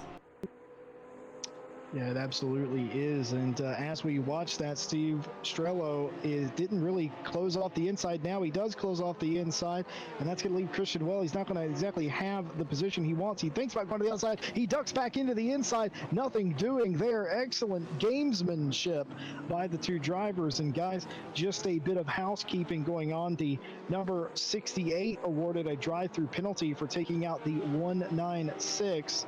But in fact, the number 68 car retired shortly after that incident, so that car is no longer in the race. As we see Christian Wheel, I don't know what it is about the Lappin Party guys, but they love to hit that flasher button, and they do it to great effect. And I always found it humorous. I got to watch a lot of those guys in Tier 2 last season. Look at him go. He wants that position, and he's going to get it here. Look, he's going to have the inside to the Lesmo, and he's going to have it. And there, finally, after about 7 laps, he's still flashing the lights. He doesn't care that there's nobody directly in front of him. That was a victory flash, guys. Yeah, I mean, you know that guy his smiles are up to his ears at this point. I mean, that is passing Steve Strehlow of all people. And, you know, granted, we did talk about the Honda earlier not being quite as strong at Monza, but either way, passing a guy such as Steve Strehlow is not an easy task, regardless of what car that you're in and what track that you are on. And he is moving up into overall 10th position. I believe that is currently 7th in class, if I'm not mistaken, as we flip back to Burgess here, of course, in 5th place, trying to chase down Honorati. A little bit of a gap there did open up, but something I would like to mention as we came across the start-finish line last lap, I noticed Chris Huque coming out of the pits. He is unfortunately, with that incident, down into the absolute last place of 46th. That said, that did probably clear their mandatory pit stop. They can likely, they will have to pit likely at least one more time for at least a little bit of fuel, but here's the question. With them not needing as much fuel now for the rest of the race and still needing one more stop, can they put down the fast laps and potentially make up some positions that they lost with the accident? Well, they will certainly gain positions. It certainly they won't be fighting for a top 10, I don't think. And again, I refuse to doubt Chris Huque in any capacity. I've seen what the man and his team, in fact, is capable of. But yeah, they will absolutely gain positions. They'll probably come up through almost all of the AM field and a lot of the silver field as it's a lap car there with that Nissan that's not involved. Just sort of staying sort of out of the way now, thank goodness, letting the front-running cars, the back half of the top 10 there, kind of file through. But back to the point, yeah, I think if I had to guess, and I will guess because I love speculation, I reckon he'll get right around to 15th, somewhere around where OC Takamaki is right now. Speaking of OC Takamaki for a moment, while I'm looking at him, he's a silver class driver in the number 43. He switched from GTR to Audi recently, so I have to talk to him after the race. I'd love to see how he feels about that Audi in particular. But this is where the battle is at the moment. It is all for 10th position, and as Mike said, this is 7th in Pro Class. And if we didn't make it clear earlier, allow me to elaborate. There is an overall race going on, obviously, but all these guys are competing for points in class. So they're only being scored championship points per in class. So that's where it is all about. It's always nice to finish well up in the standings if you are a silver or an AM class driver. As we mentioned, Burge is doing an exemplary job of that, posting a top 5 currently, but you only get scored points based in your class. So at the end of the day, you can still race people for overall, and that's excellent. And I don't think, if I'm Christian Wheel or Steve Strehlow, I would appreciate too much being at sort of outside the top 10. They're both incredibly fast, talented drivers. But at the end of the day, again, as Christian Will still flashing the lights, you got to get what you can get and know that there is a pit stop coming up and things are going to be completely turned on their head because you never know what pace the other driver is going to have. You know, I almost think Christian Wheel might have that flashing lights bound to his accelerator every time it hits 100%. You know, maybe down the straight he just pumps the gas, 99, 100, 99, 100. Just keep flashing the lights. You know, that's Mike. You might not be far off. I think Christian's actually told me before that it's a habit of his that he has in particular. I think we talked about during the 12-hour, and he mentioned it to me in passing that. He'll do it during a queue session, like it's just second nature. It's like a nervous tick of his or something where he hits that button on his wheel that flashes lights, and he says that he's always done that. If I'm not very much mistaken, that is Christian Wheel who told me that. But both of the drivers for that team, you'll see it when Quet gets in the car. They both do that, and I think it's the funniest thing in the world that no matter where they are in the race, they could be leading for all it matters, and they'd still be doing that. And it's funny to watch drivers. It's almost like Wolf Matuszka, who famously used to run with one of his turn signals on because he would knock it on by accident and just leave it on for the race. And it would always appear like he was turning left, but of course he's not a NASCAR driver, so he turned right as well. As we focus on Sebastian Brunier, and I end my ramble, this is a silver class team. This is the Open Visor Racing Club here. Sebastian Brunier in the 777 right now in that very nicely done up Aston Martin. I love the blue wing mirrors. And they're having yeah, there absolutely was a barrier there, but I think most people are missing that. But 20th place for Seb here currently.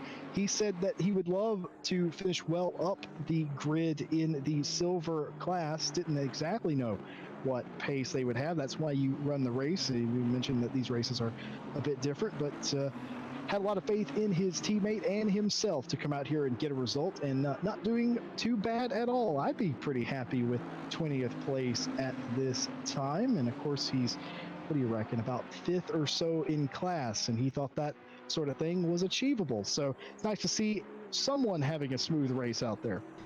Yeah, of course, he's essentially, 20th place. He's in the top half of the grid, which is nothing to snark at, especially with some of the names that we have out here today, as we can just see Bentley in the background trying to pull out on the Audi of Clara behind. But obviously one of the things that's always interests me about Seb is that he's one of the few people that I know that it races exclusively in VR. Yeah, I believe he shared a picture of his setup on the Discord shortly around the time of the Suzuka race, and I was looking at that. It's basically, I think, Jesse, you had talked to him about this previously. It's basically his computer up against a wall with no monitor. Doesn't even have a monitor. The guy just uses the VR headset, if I'm not mistaken. Yeah, that's 100% right, guys. He does do that. It's insane. Like, he told me, he goes, oh, by the way, Jesse, I race in VR. And I'm like, yeah, man, I do too. I love VR. VR is awesome. He goes, no. I race in VR. And I was like, oh. He's like, I don't even have a monitor. And I'm like, all right, Seb, you have my attention. And it instigated a very long conversation. Yeah, he doesn't have a monitor. Like Mike said, he literally, his sim rig is against the wall in his house. And it's up against the wall. He has no monitor array in front of him. He just gets in a sim rig, he puts his VR headset on, and away he goes. And that's the way he races. And one thing he does in RLM that I actually am quite fond of is the guy loves to help people set up their VR. He's helped me set up mine for some racing games that didn't run well. I just assumed it was me. It wasn't me. He had some tricks and tips, and I'm always thankful for that. But yeah, he races with no monitor. It's such a strange setup, but it works for him. He's a very classy guy, that Sebastian Brunier. As we now look at the number 86 Audi, and I know this guy. This is Ricardo Claro, driving for FCS Racing. They are a duo. Yeah, there's a Bentley again.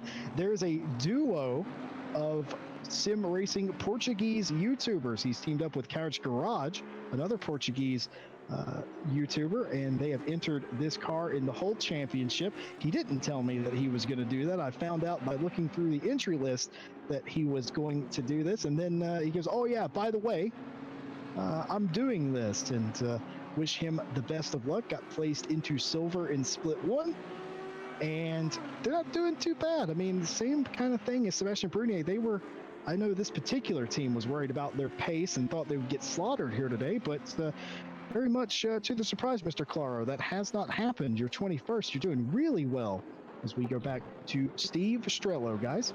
Yeah, just a quick update. Chris Hooker in the chat has unfortunately reported that their car has had to retire 4 minutes of damage needed to repair that car, and well, unfortunately 4 minutes of being sat in the pit lane not moving with an hour and 11 minutes left of this race basically relegates you to last position. Unfortunately, because you'd be at least 2 to 3 laps down, so that's really unfortunate to hear from that, Chris. Of course, did unfortunately catch the incident live on stream, and we did see a replay as well. Unfortunate accident there, but obviously Stewards just posted about it as well, Ryan. Oh, did they actually? Yeah, it looks like that will be a racing incident, which from the look of it, probably about right. So the stewards did review and consider that a racing incident.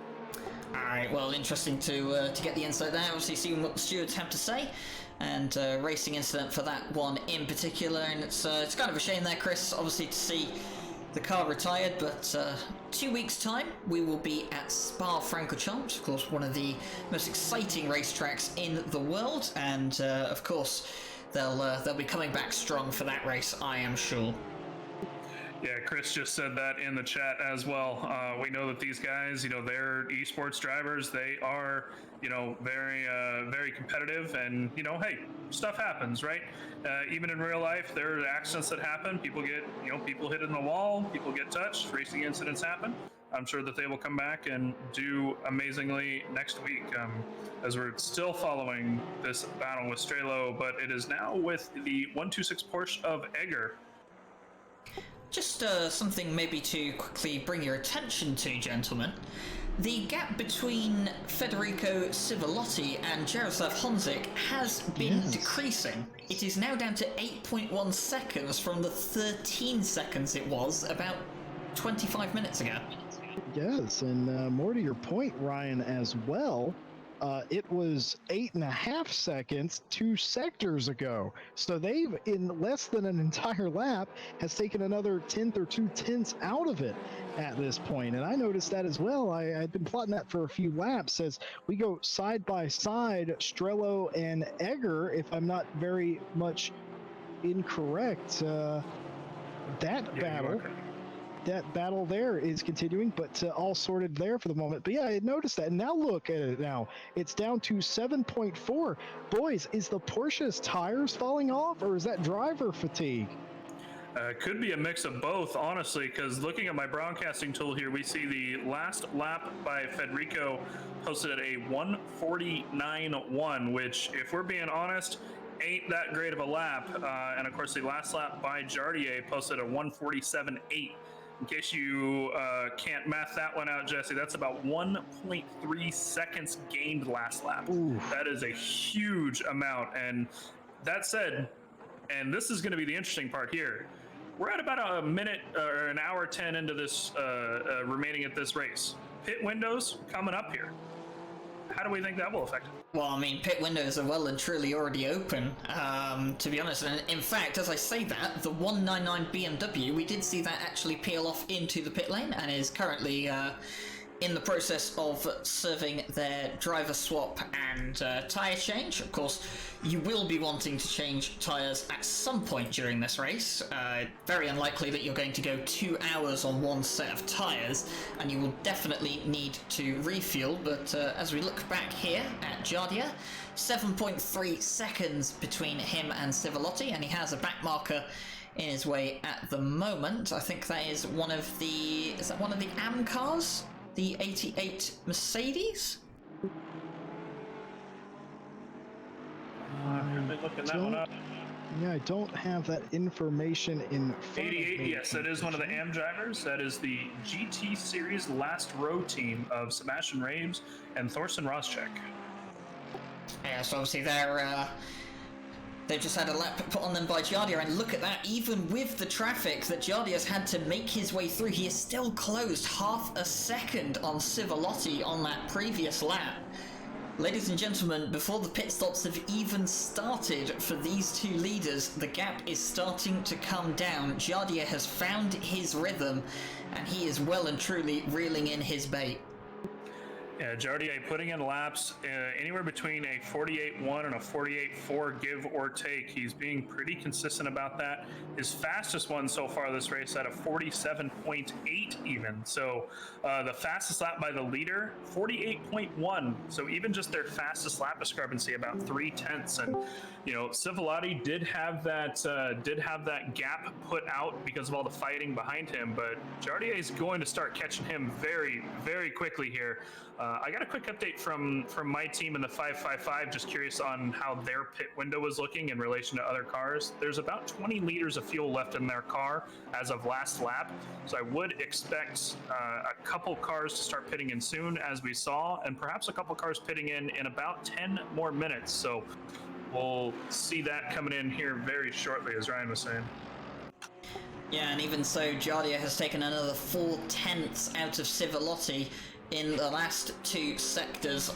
It is coming down, well, that cat's coming down at a rate of knots.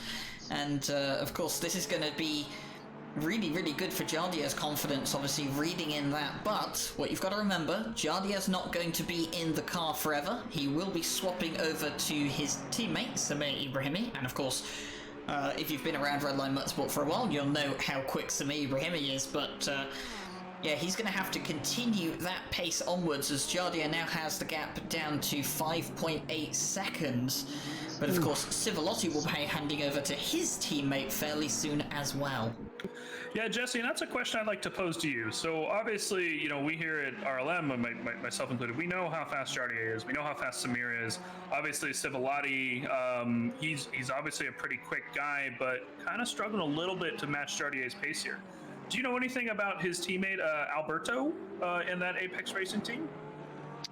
I don't know a whole lot without going back into my notes, unfortunately, but I can tell you something. I sort of had a theory that perhaps Civilotti was just getting mixed up in traffic or something, and that was causing, you know, the time discrepancy, but certainly you wouldn't be so mixed up in traffic that you would lose half of your lead. And as we continue to watch, ladies and gentlemen, it's down to 5.5 seconds. It continues to come down, and we have a battle here. This is Sebastian Bernier and Young, Tom Young to be specific, who are fighting for the position here. And they are going to go side by side, and it looks like a Ferrari is taking evasive action, didn't want anything to do with that. And that's interesting. Not the preferred way around that corner. Of course, that's Tom Young, but he's going to lose out here massively because of that, isn't he? He may lose a couple of more positions as he finally sorts himself back out and gets back into line right before pulling out ever so slightly again. Doesn't get that done. So it's not exactly what you wanted to do there in the first turn, but damage control being what it is, he didn't actually lose too much there and didn't create an incident, so that's good. He did, in fact, Tom Young, lose a ton of time to Sebastian Bernier, who he was threatening to take that spot from. And as we continue on this trend, you will notice that there are some drivers now that you can see. Specifically, Steve Strehlow has come in as he just disappears off the timing board. He has completed his pit stop. And these are the opening rounds of pit stops here. A lot of drivers getting them out of the way early, putting in their other driver. Remember, you can only drive for 80 minutes at a time. Here, you must put your other driver in, and that's exactly what's happening as the top so many are being sort of manipulated by that at the moment. So where your driver is in reality may be different from where they appear at the time, as side by side, I believe that is a lap car there that Tom Young is attempting to pass. Certainly hasn't made it easy, but nobody really said he had to. And he finally gets around him there. All things considered, the blue flag by the flagman there pretty much confirms that was, in fact, a car that is down a lap in comparison. And see Tom Young make it through the chicane. He has. What do we have here? We have a battle for the 22nd position is what we have here. He's not going to take the inside of the triple four. Triple four was a bit interesting. He didn't take the inside. I would have. Oh, there's a spin. There's a touch coming out of the chicane, and that's going to spin. I think that's the 317 there that got spun out. So that's unfortunate. That's not how you wanted to make your pass. Found it a bit interesting that the 444 didn't take the inside to cover the line. He let him have it, and then there was contact exiting the corner. That's unfortunate, guys. Yeah, it's unfortunate for the 317. I'm sure that if there was anything that happened there, the drivers will hopefully go in and report it as they prep for pit stops here. It might take it a few minutes as the drivers might be swapping here soon if they haven't already, but the stewards will definitely take a look back at that if it does get reported, and we'll get some results from them. Speaking of which, I have a couple things from the stewards here. Looks like earlier in the race here, the 201 and 394 got into it in the Parabolica just a little bit. 201 took out the 394 car and has since served a drive-through for that. And we've switched back, by the way, to a Jardier watching here. He's just fighting with lap traffic at the moment. No one quite around him. That said, if you take a look at the stack there on the left, 4.3 seconds, guys. He is closing that up as they approach the pit window. And one other quick thing to mention, I did notice that our previous pole sitter in the first qualifying that we had, Samuel Ratz, I noticed they must have taken their pit stop and they had a stop and go 30 penalty that came across the timing board. I checked in with race control just to see if there had been anything done there, and it looks like that indeed was a game imposed penalty, which only happens if you speed in pit lane. So I believe, unfortunately, the 192 of Samuel Ratz and company will likely drop back pretty far down in the field because of that. They are currently down in what looks to be 33rd place. So we'll look to them to see if they can make up some of those positions as we cross the halfway point. Yeah, we absolutely do, and you saw it live there. Civilotti has come in to do the mandatory stop. Jardier and his Redline Motorsports Esports team, that number 49, they continue on in their Ferrari. They do not come in. So maybe they're going to try and do the overcut here. Certainly they feel like they have the pace in that Ferrari to take the fight to the Porsche at this point.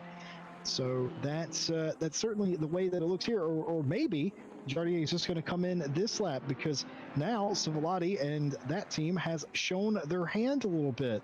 But going back to pit road speeding penalties, that is the easiest way here in ACC to ruin your race, is not engaging the limiter correctly, or perhaps over revving the car in pit road. Whatever the case may be, the game will automatically assign a penalty. It's capable of doing that by itself. And I don't know how many times over the last, several months, we've seen a good team race get ruined by something as simple as a pit road limiter. I mean, these drivers they're in a pressure cooker. They're trying to make time. They're trying to hit lap time. They're trying to manage their car, manage their tires. Some of them are trying to relay information. And the last possible thing on your mind is the thing you do that one time in the race, and that's come down pit road. And you forget to toggle that limiter, guys. Yeah, it's definitely something that you need to practice, and nailing your pit entry and nailing your marks on your pit stop will definitely gain you time in the race compared to those that don't.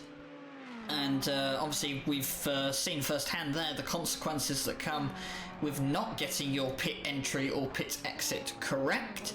And fortunately it means that Samuel Ratz getting in the 192 is now unfortunately well down the order. Jardier encountering some more traffic. He's not coming in just yet. Thinks that maybe with the pace he has at the moment, he can still stretch some time on the 117 Porsche, which has now been taken over by Fornaciera. And it's going to be interesting to see what happens when Jardier does come in. But Elvin Smith, Wolf Matuszka, and Mark Haynes are all in the pit lane, and it's actually Cholman Dealey following them into the pit lane now. Yeah, it looks like one of the few battles still left having right now are for 6th place, and everybody else pretty spread out.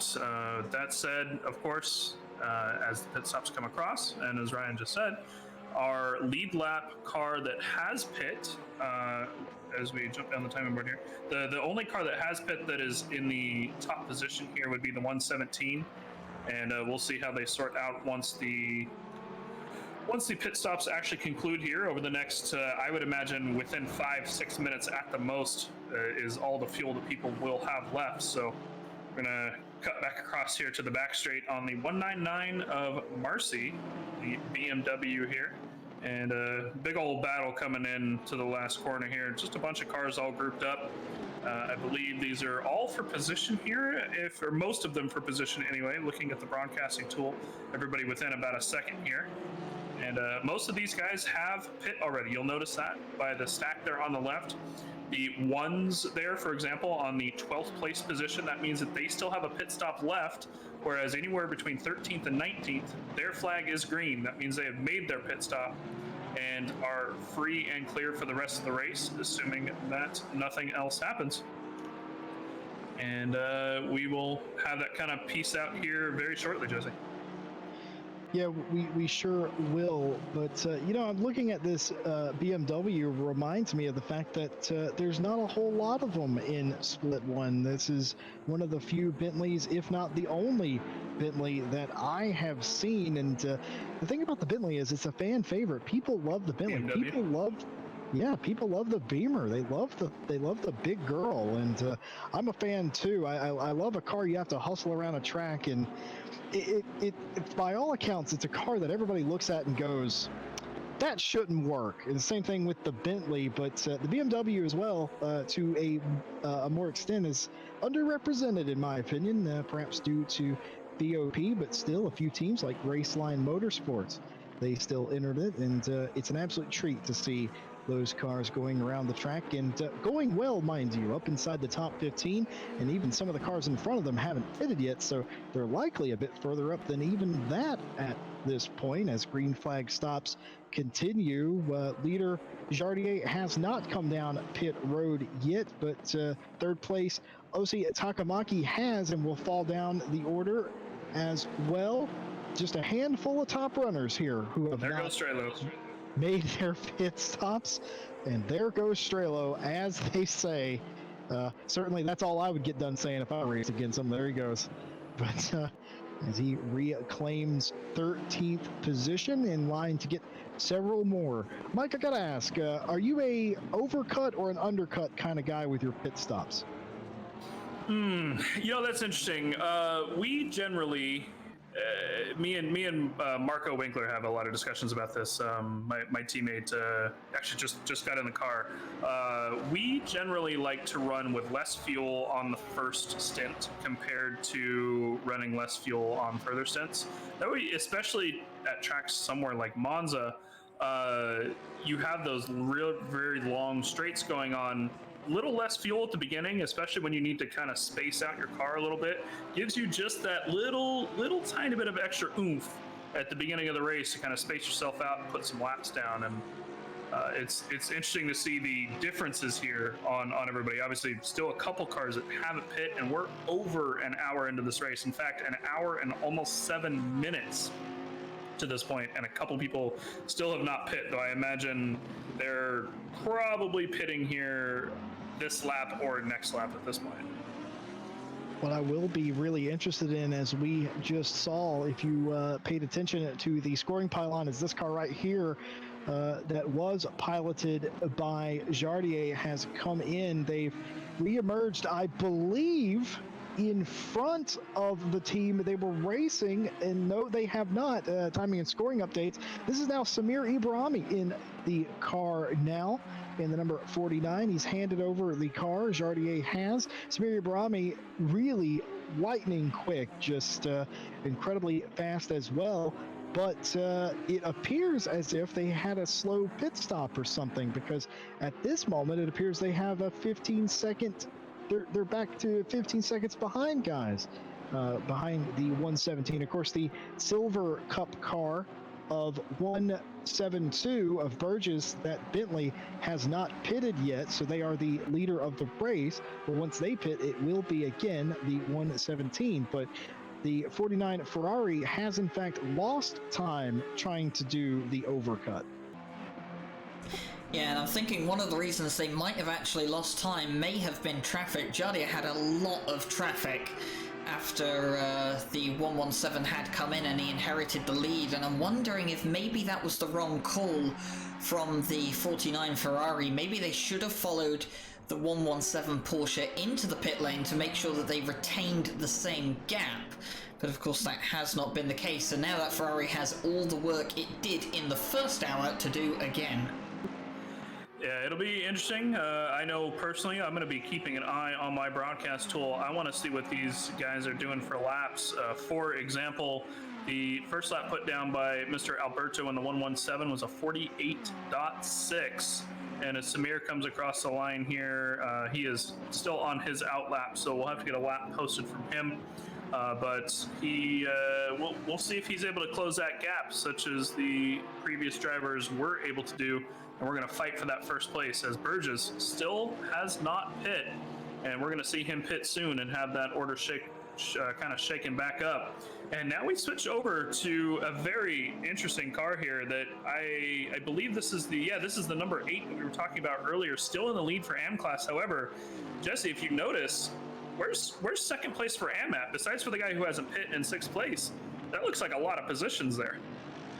Yeah, you're absolutely right, Mike. That is a lot of positions. I mean, it's all about, like we were all talking about how you use your pit stop. And I think maybe either some of the cars that in the restarted qualifying that started well back in the race have now come up into the top 20, or maybe this number 8 team, the GT Series MS Bentley team, maybe they're just that good.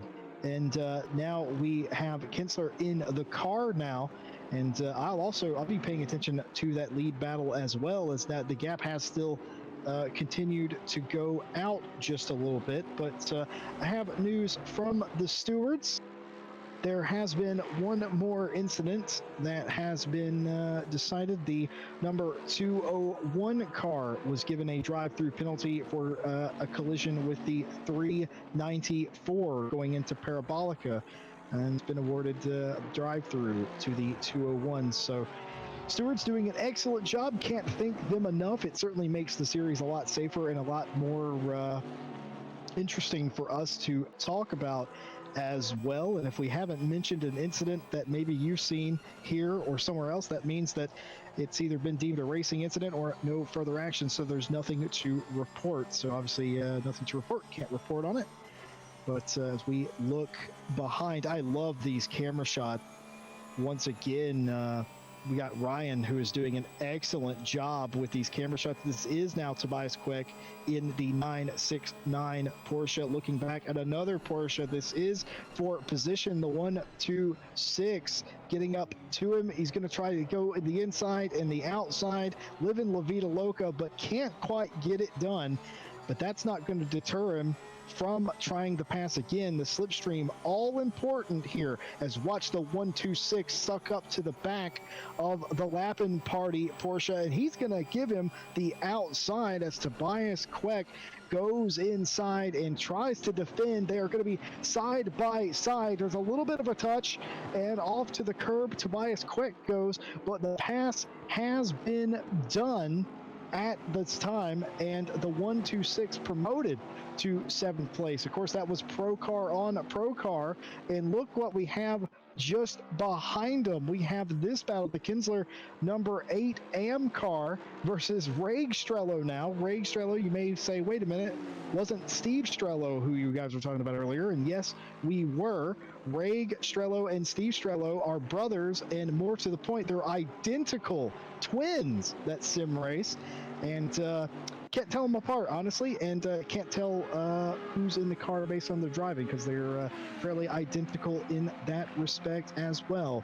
Look here, it appears as if Phil Vitt has taken over for Wolf Matuszka in the number 25 pink bubblegum car. They are in 5th place currently, and that is fantastic, because they started, as far as I remember, well down the order. So to find themselves up here, that's just credit to Matuszka and his team now, isn't it?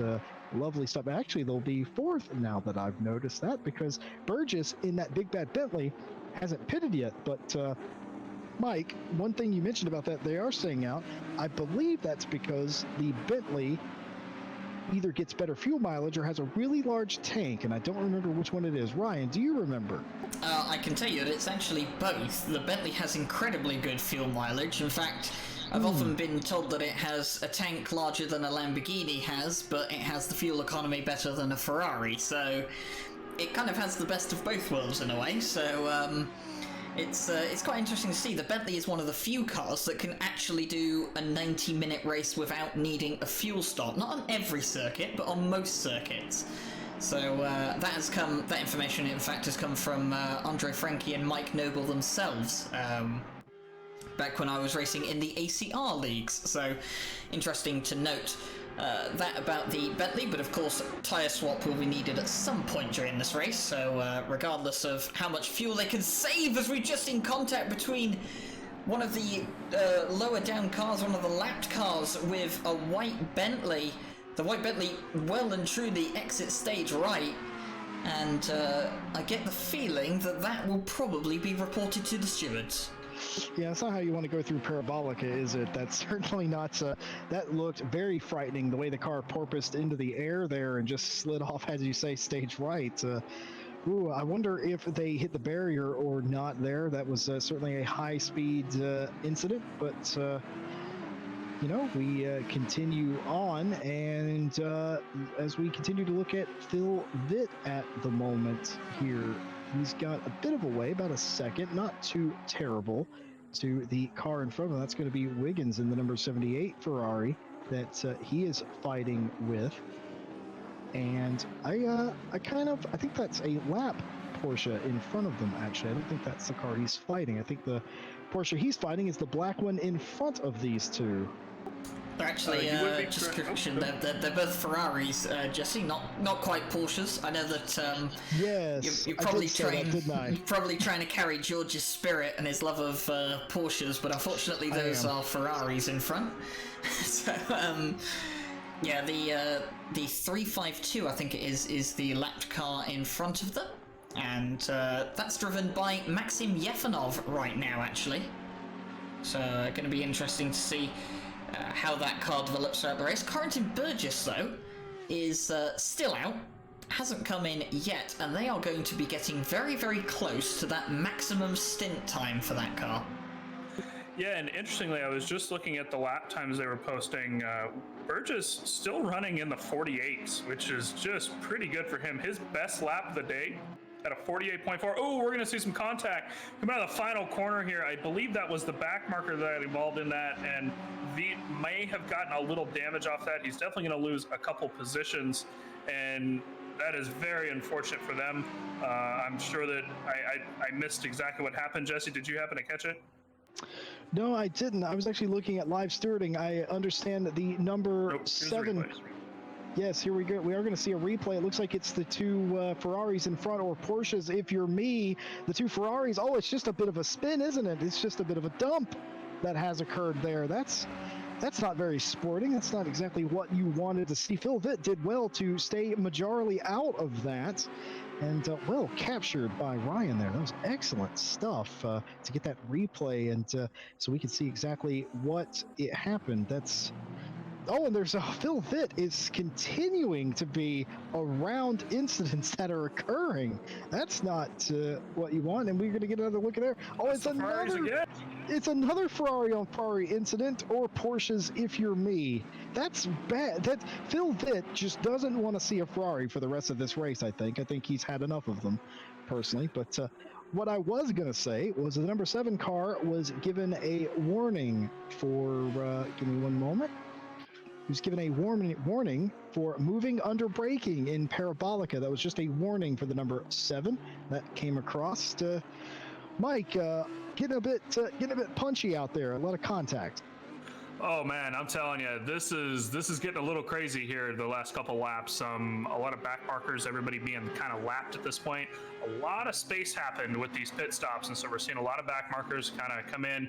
You're getting these drivers, that are a second, 2 seconds, perhaps even 3 seconds faster than some drivers in front of them, catching up to people. And Monza, there is a lot of passing opportunities here at Monza, but unfortunately, sometimes drivers they'll want to keep on their line and keep the positions that they can. And as we're now switching over to Burgess, who's coming out of his pit stop, we'll see where that sorts him out. Of course, the timing board not quite updated yet on that, but we'll keep an eye on that here in a moment.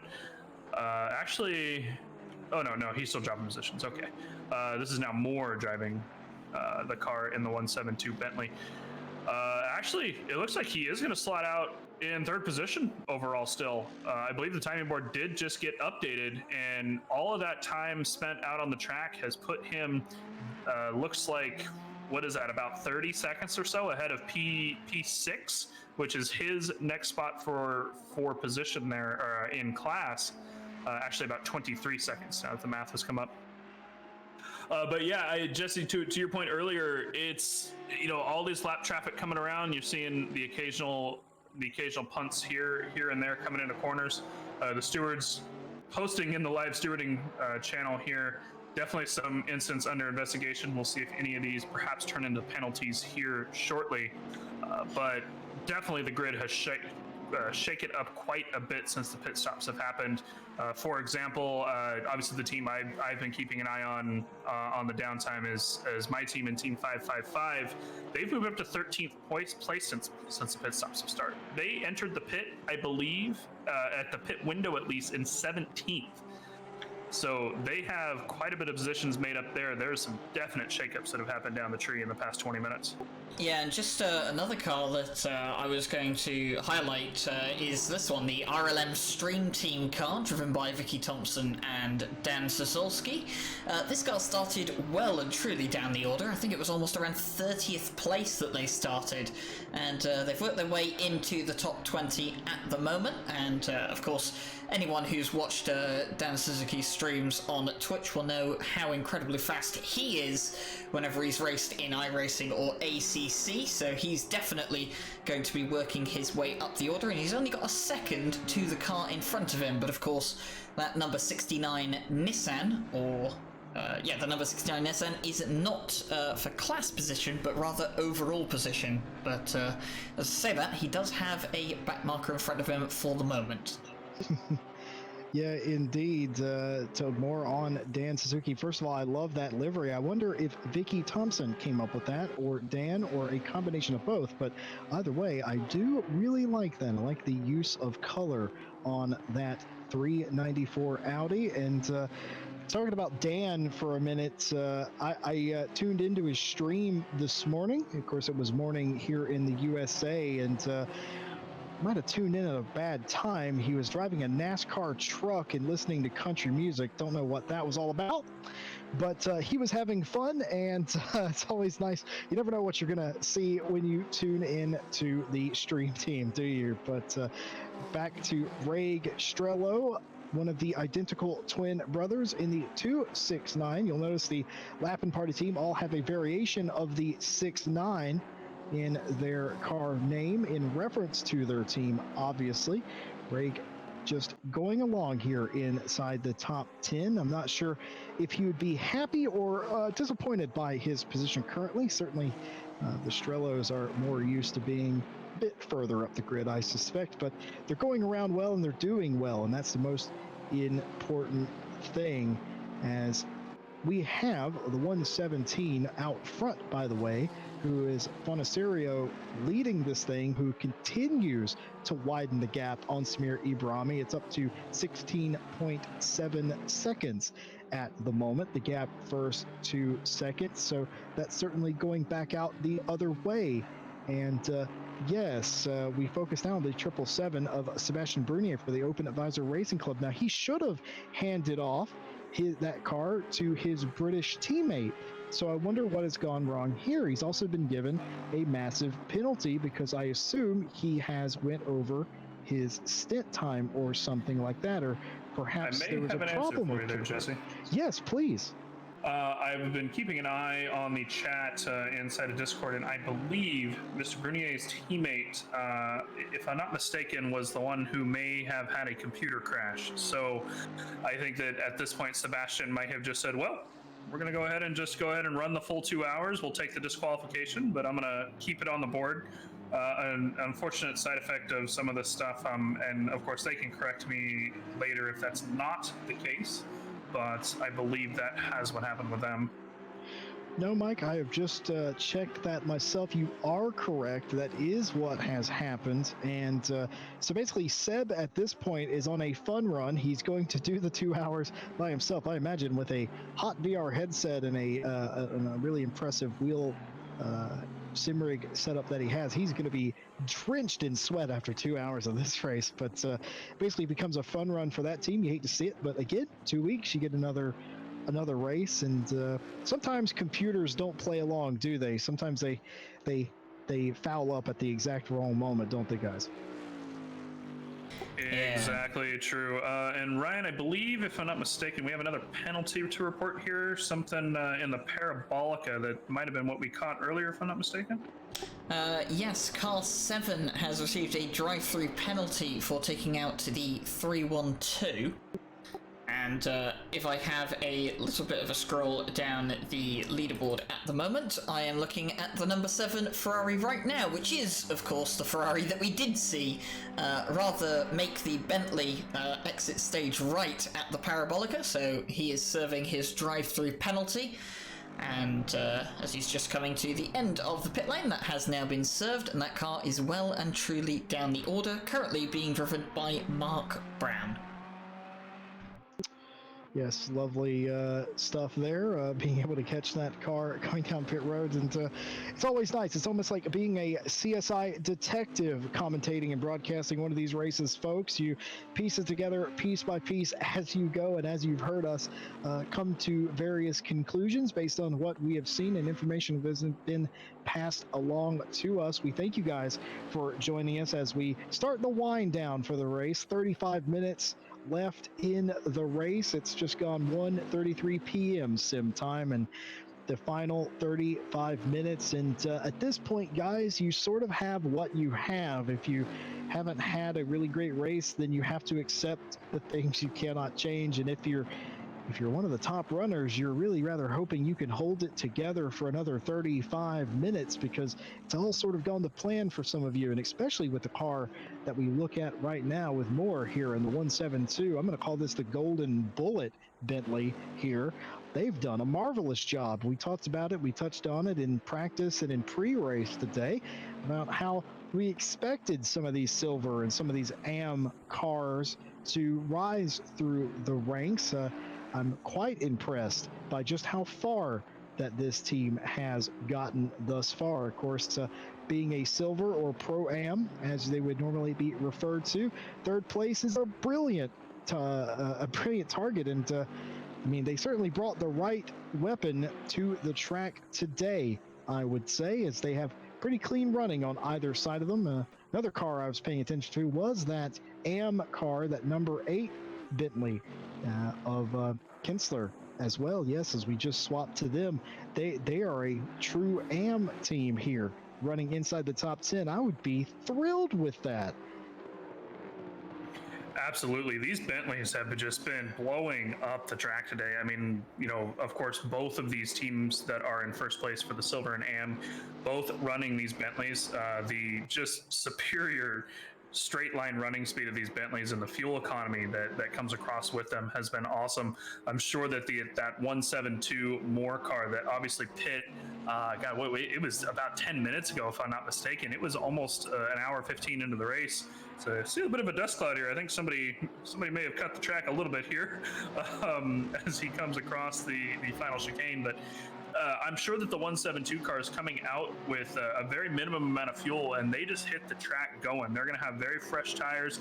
I would be very surprised unless they get caught up in some sort of incident for the 6th place team, which is P2 in silver, for them to be able to catch up, as last check on the timing board is about, 15 seconds or so back. Very surprised for them to catch up, but hey, it's racing. Anything can happen. Another fight that we haven't talked about here in a minute that I've personally been keeping an eye on is, of course, P1 and P2. Ryan, the lap times are looking very similar here between these two drivers, and of course we're down to about 16 seconds compared to earlier. Do you think Samir might be able to make that up? Oh, it's going to be incredibly difficult, I think, for Samir to make up the time. Of course, we saw Jardia making up, you know, almost a second a lap and over a second a lap on some occasions. But to be honest, 32 minutes of the race left to go, 16 seconds. Samir Brimi's going to have to close, well, realistically, he's going to have to close at least half a second per minute if he wants to realistically catch and overtake Fornaciero. And you know, I know how quick Samir is, I have a lot of respect for him, but I just don't see that happening right now unless the tyres on that Porsche drop off a cliff, but unfortunately I don't see that happening either. Well, you know, I mean, but here's the thing. When we had the first stints happen here, the 117 car, towards the end of their stint, did have a lot of issues with lap times. They were not being very consistent. So maybe, you know, we'll see. Looking at the last laps posted between the two, Samir was approximately 0.3 faster than the leader here. So he is catching him, just only slightly. That's the problem. You know, the 117 driver that's currently in there, Alberto, I'm going to butcher this, I apologize, sir. Alberto Fornaciero is definitely just hitting lap times a little faster than his teammate was doing at the end. And of course, we're now switched over to Reg Strehlow here in the Lap and Party 69 Honda, as he's really trying to make up these positions. Jesse, you touched on these guys earlier. Would they be happy to be in the top 10? Of course not. The Strehlow brothers always want to be on at least that podium. But that said, they're putting on one heck of a show here and making up some positions. They were down at some point, if I'm not mistaken, in around 12th or 13th position, and have now made up a few. Well, yeah, Mike, I mean, they're sixth place in class right now. At the end of the day, as a Porsche gets a little bit sideways up in front of them there, no harm, no foul. Everything goes all well there. But, yeah, Mike, to your point, I mean, they're sixth in class, to put it bluntly. And you're sixth in class, you can build on that. You have 5 more races. They're long races. You know, this was the first race of the season. This was opening night.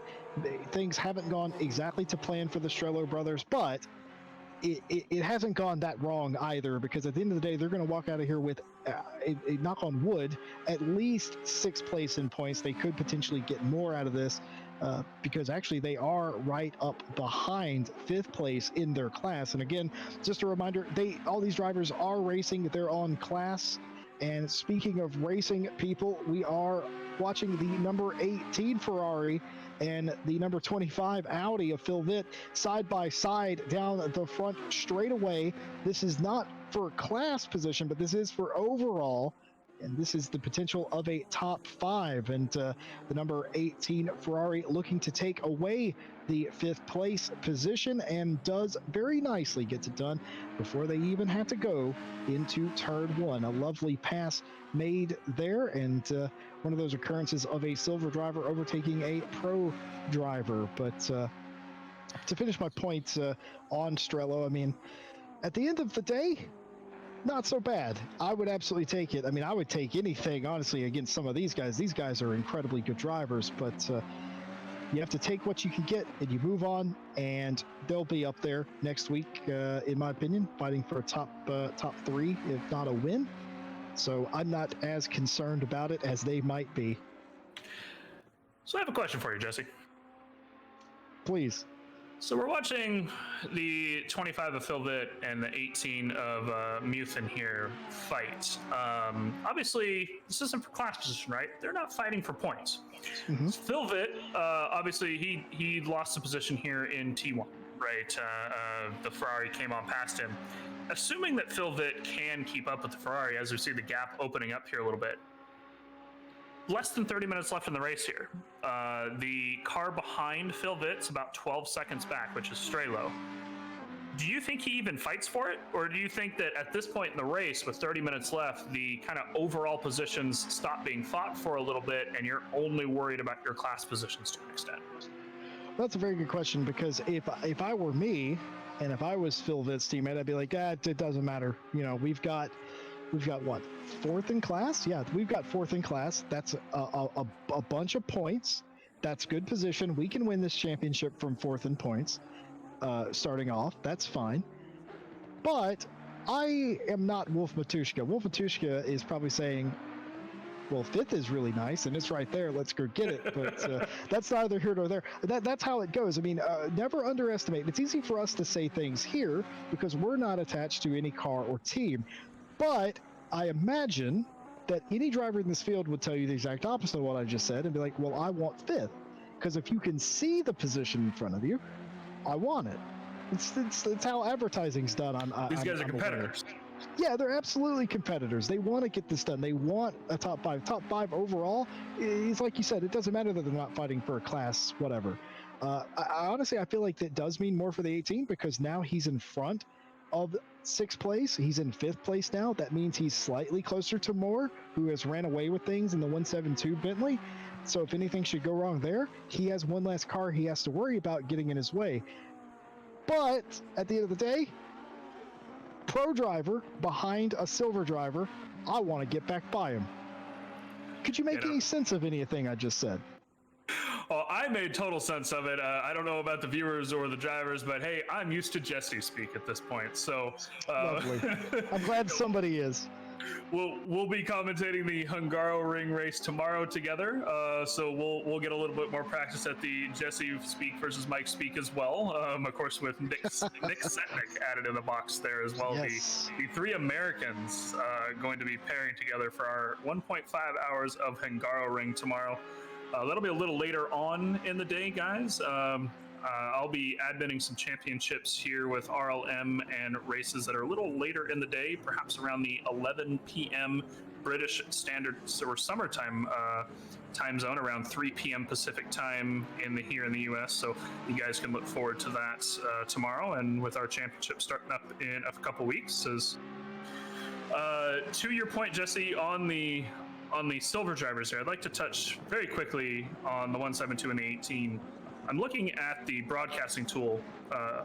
This is Moore. Last lap, he had a bit of a rough lap, ran a 152, but I've been seeing him put up low 149s to high 148s, whereas Muthen is actually just a few tenths faster than him. Very similar to what's happening with P1 and P2 with Samir and the 117. However, there's just too much of a gap there. Ooh, a little bit of a spin here. Audi managed to stop himself, stay off the track. Excellent job by him. As, of course, the Lexus back marker here that we're watching, doing good, staying out of the way of the drivers as well. But yeah, just not enough of a gap between any of the P1s to really close up. We're looking at now the AM class P1 of Kinstler and the number 8 Bentley, overall 10th. Again, he's got looks like almost a couple laps on his next position, which is Edwards down in the 22nd position. P1s, assuming no mistakes, 25 minutes left in the race, pretty locked in at this point. Of course, you know, as I said earlier, racing's racing. And Ryan, as we know from being out on the tracks ourselves and commentating these races, 20 minutes left in the race, 20-second gap, that could mean everything or it could mean nothing. Well, especially here at RLM, I mean, we've seen so many races in the past, in the last, 20 minutes have become chaos. Jesse is quite familiar with that right now. He still doesn't get used to it, even though it happens fairly often, as we just see Samuel Ratz going wide at Parabolica. That will allow Dominic Kintzler through, and that will move the number 8 Am Bentley up into 9th. Incredible showing here from the number 8 Bentley, and also incredible showing from the 172 Bentley and the 18 Ferrari in the top 5. And something just to quickly mention about Phil Vitt in the 25 Audi. He might have had to give up the place to the 18 Ferrari, but something that the 18 Ferrari is helping him with is that he is towing him up to the back of Wiggins in the 78, and that would mean that Phil Vitt could be able to challenge for a podium in class come the end of this race if he can keep in touch with that 18 Ferrari.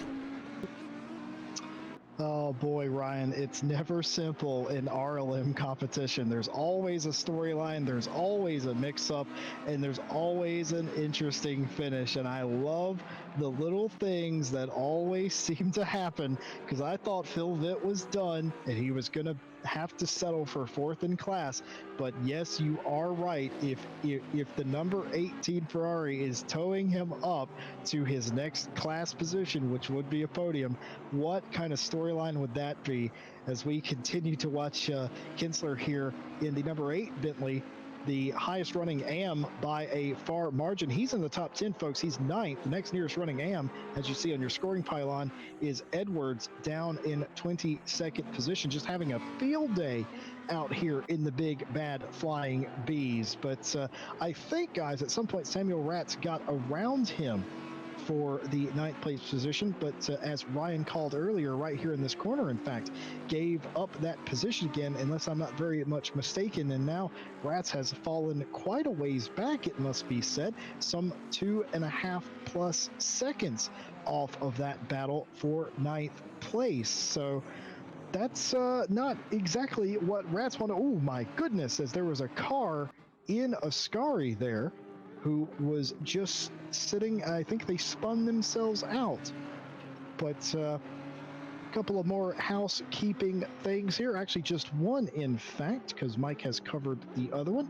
Warning was given to the 969 car for a dive bomb inside the second chicane, which led to them spinning themselves out. That means that there was only a warning, as there was no real contact there, just a spin out and a warning for safe driving awarded.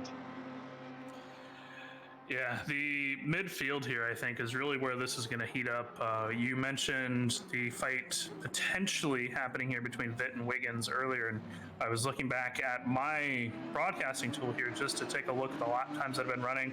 It looks like Phil Vitt, even though he's perhaps out of the slipstream of the 5 cars so far, is making up time on Wiggins. And hey, he's got 20 minutes left. It's entirely possible. They're about looks like about 2.5 to 3 seconds back right now.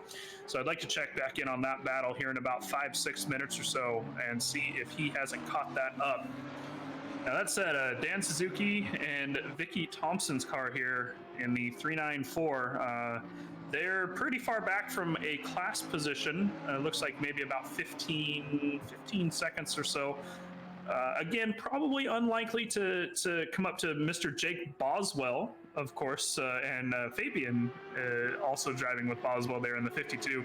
2 of our RLM commentator, admin, stream, various members of RLM in some form or another fighting each other here.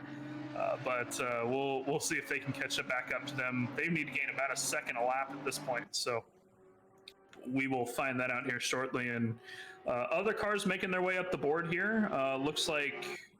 Looks like the Sebastian Brunier is holding tight in 17th. Of course, he'll in the end get that disqualification due to his teammate not being here. So we'll see Springer, Remmers, and Foch all move up a position in the silver class at the end of the race as that disqualification comes across. And yeah, Muthin, let's look at this here. So they're catching. I mean, if we look at the board here, they're slowly closing up ever so slightly at every lap. And whether they'll make it up there in time or not is something to be seen here, Ryan. Yeah, well, they're just under a second behind Wiggins at the moment, so they are in the slipstream, and of course they have dragged Phil Vitt with them. Of course, Phil Vitt probably just out of the slipstream at the moment, 1.3 seconds back, but he'll definitely benefit if the 78 and the 18 do start to battle. And, well, I mean, if you're the 78 car at the moment, you know that the 18 is quicker than you. I mean, the gap's about 5 seconds, oh, not 5 seconds, half a second, sorry. At the moment, do you want to let the 18 pass and maybe not try and hold yourself up too much battling with a car which remember, is not in your class and is not for class position? Or do you want to try and keep that car there for as long as possible to make sure that there is some kind of barrier between you and Phil Vitt? That's tough. Yeah, that's absolutely tough, Ryan. Wiggins in the number 78 Ferrari is in a no-win situation. If he fights the 18 Ferrari, he's going to lose to Phil Vitt. If he doesn't battle him and lets him go, he's going to lose to Phil Vitt because Phil Vitt's still catching him anyway. It just is at a slightly slower rate, and there's 17 and a half minutes left. He will get there eventually. The racer in you wants to fight him. You know, I want to fight him. I would fight him tooth and nail to hang on to that overall position, because at the end of a race, all the driver cares about is what they saw through their visor. They don't, once the visor goes up and the red mist disperses, they no longer care. The important thing right now is getting fourth position. And man, it's so easy for me to say I would just let him go, but I think Phil Vitt gets there regardless. So there's no right answer if you're more, to be honest. I don't think, guys. I don't know. I mean, you know, I actually disagree with you, Jesse. I think that I think the good play there is to go ahead and, assuming that he can do it with very minimal effort on his part, is to let Wiggins by. Let Wiggins let Muthen by. I'm a point ahead here. I agree with Ryan. I think that if he sits there and fights him, Vitt is just going to catch them that much easier, and it's going to get up there quicker. Whereas if he's able to let Muthen by, he might only have to fight Vitt for maybe the last 4 or 5 laps compared to, say, 8 laps, because we're approaching that point here very quickly. With 16 minutes left in the race, probably about 9, maybe 10 laps left at the very most, depending on when the leader crosses the final line. It'll be interesting to see. And another point I'd like to bring up is as we switch over to Remmers here, someone in our chat has clarified for us that the 808 here of Remmers apparently started in 33rd position. He's up to 19th overall. That is, what, if I'm doing my math right here, that is 14 positions he's made up, and he is currently fighting. He just actually slid his way into 19th, past that McLaren 222 with Foch behind the wheel. That's another position for him, and he is going to be all over Springer here in the 69 car as this happens. And here we go. Here is Muthen, right up onto the back of Wiggins now. This is a currently 3/10 gap, as we're going to come down the final straight into the Parabolica. Both Ferraris here, so no car advantage or anything like that coming down. But that said, Muthen, of course, deep into that slipstream. Wiggins getting the benefit of having the slipstream of the car ahead of him. I believe that is a lap car ahead of him. So hopefully he will be moving out of the way here coming into T1, because this is going to be a potential fight here coming down into T1. Muthen throwing out the flashers. He wants past this 78 car, but he is not. He is going to go defensive. Muthen has the inside line a bit here, but he is way down the track. Going to touch the grass. As they go into the braking zone here, the lap car going to get well out of the way, and they're going to slot back into position one by one again as they come out of the first chicane. And now Vitt coming up here in the background. There's a little bit of there. You'll notice on the timing board, he just caught a couple tenths. A little bit of a fight there. Vitt just got a couple tenths. If this happens again in the next chicane, couple more tenths, he's going to be up there in a couple laps. Well, Muthen's not going away, is he? He's made his intent known. He's already put the flasher button on him. Those excellent camera angles and camera work again by Ryan. I can't thank him enough for manning the cameras, commentating. He's doing it all, isn't he? I mean, I'm pretty sure if I checked, he'd be in the stewarding booth as well, doing a bit of that at the same time. Man's an animal. He's an Iron Man for sure. But yeah, this battle's not going to go away. I think Muthen, he doesn't care that he's silver. Nobody here cares that he's silver. Our rules are thus that, hey, if you're fast enough to go past a guy. And that's exactly what you're seeing here. And you are seeing Wiggins take the inside defensive line here through Ascari, not going to let him have it. And like Mike said, and like we theorized, look at Vitt. Yeah, he's right there. He is within striking distance. Again, taking the defensive line as Wiggins wasn't even playing with him at this point, as they draw completely level. Ferrari on Ferrari, horse versus horse. going down into Parabolica. Yes, it is. And they get really close, as tight as you possibly can. A little bit of a wiggle, and here comes Phil Vitt in the pink Audi. He says room for one more. 3 is not a crowd here today. And look at Phil Vitt. He will momentarily get 4th position away. I think, unless, oh, that was so close at the line. Phil Vitt riding on board now, going down into turn 1, looking at the back of Wiggins for 4th place. Or, no, excuse, yeah, 4th place, but 3rd in class, mind you. And just like we said, it all happened in 12 and a half minutes to play, guys. 1.8 seconds on that last lap, Jesse. 1.8. Wow. That is how much Vitt gained on that last lap. I'm sure that a lot of that, of course, Vitt has been faster overall. As he gets a little wiggle in that chicane there, going to lose a 10th or 2 there. But yeah, 1.8 seconds from that battle happening is how much he gained. And now, as you said, he's right up on that bumper. The question is, at this point, does Muthen just kind of let them fight? He probably should. You know, he's not fighting for class. At that point, you're just interfering with a fight of another class. He's unlikely to catch up to more. But that said, he does have the pace to catch up as well. But with only about 6 laps left, it's a little rough, right? Do you let the guys fight? Do you not? It's touchy. That said, it looks like he has backed off a little bit, and I think he's going to let Vitt and Wiggins fight for that third in class podium here for the pro drivers. As while we have just a touch of a break in the action, I want to talk about some penalties that have come across here recently. We have the penalty of a drive-through to the 201 car. He had some dangerous driving coming into the second chicane, and as such was given a drive-through. Also, the 444 car was given a drive-through. Looks like he took out the number 7 at the second chicane as well. So a little bit of stuff happening going on in the second chicane here around lap, a few laps ago at least. And we are gonna just keep on this action here. This is, again, podium fighting for the pro class. Wiggins in the 78 Ferrari, Phil Vitt, sorry, in the 25 Audi, as we look across the splitter cam here. Currently about 5/10 back. We'll see how much he can suck back up to that Ferrari here coming into the chicane and see if he can catch back up. Roughly 6 to 7 laps left in this race, about 10 minutes if all goes well. And, you know, Jesse, something I just noticed here.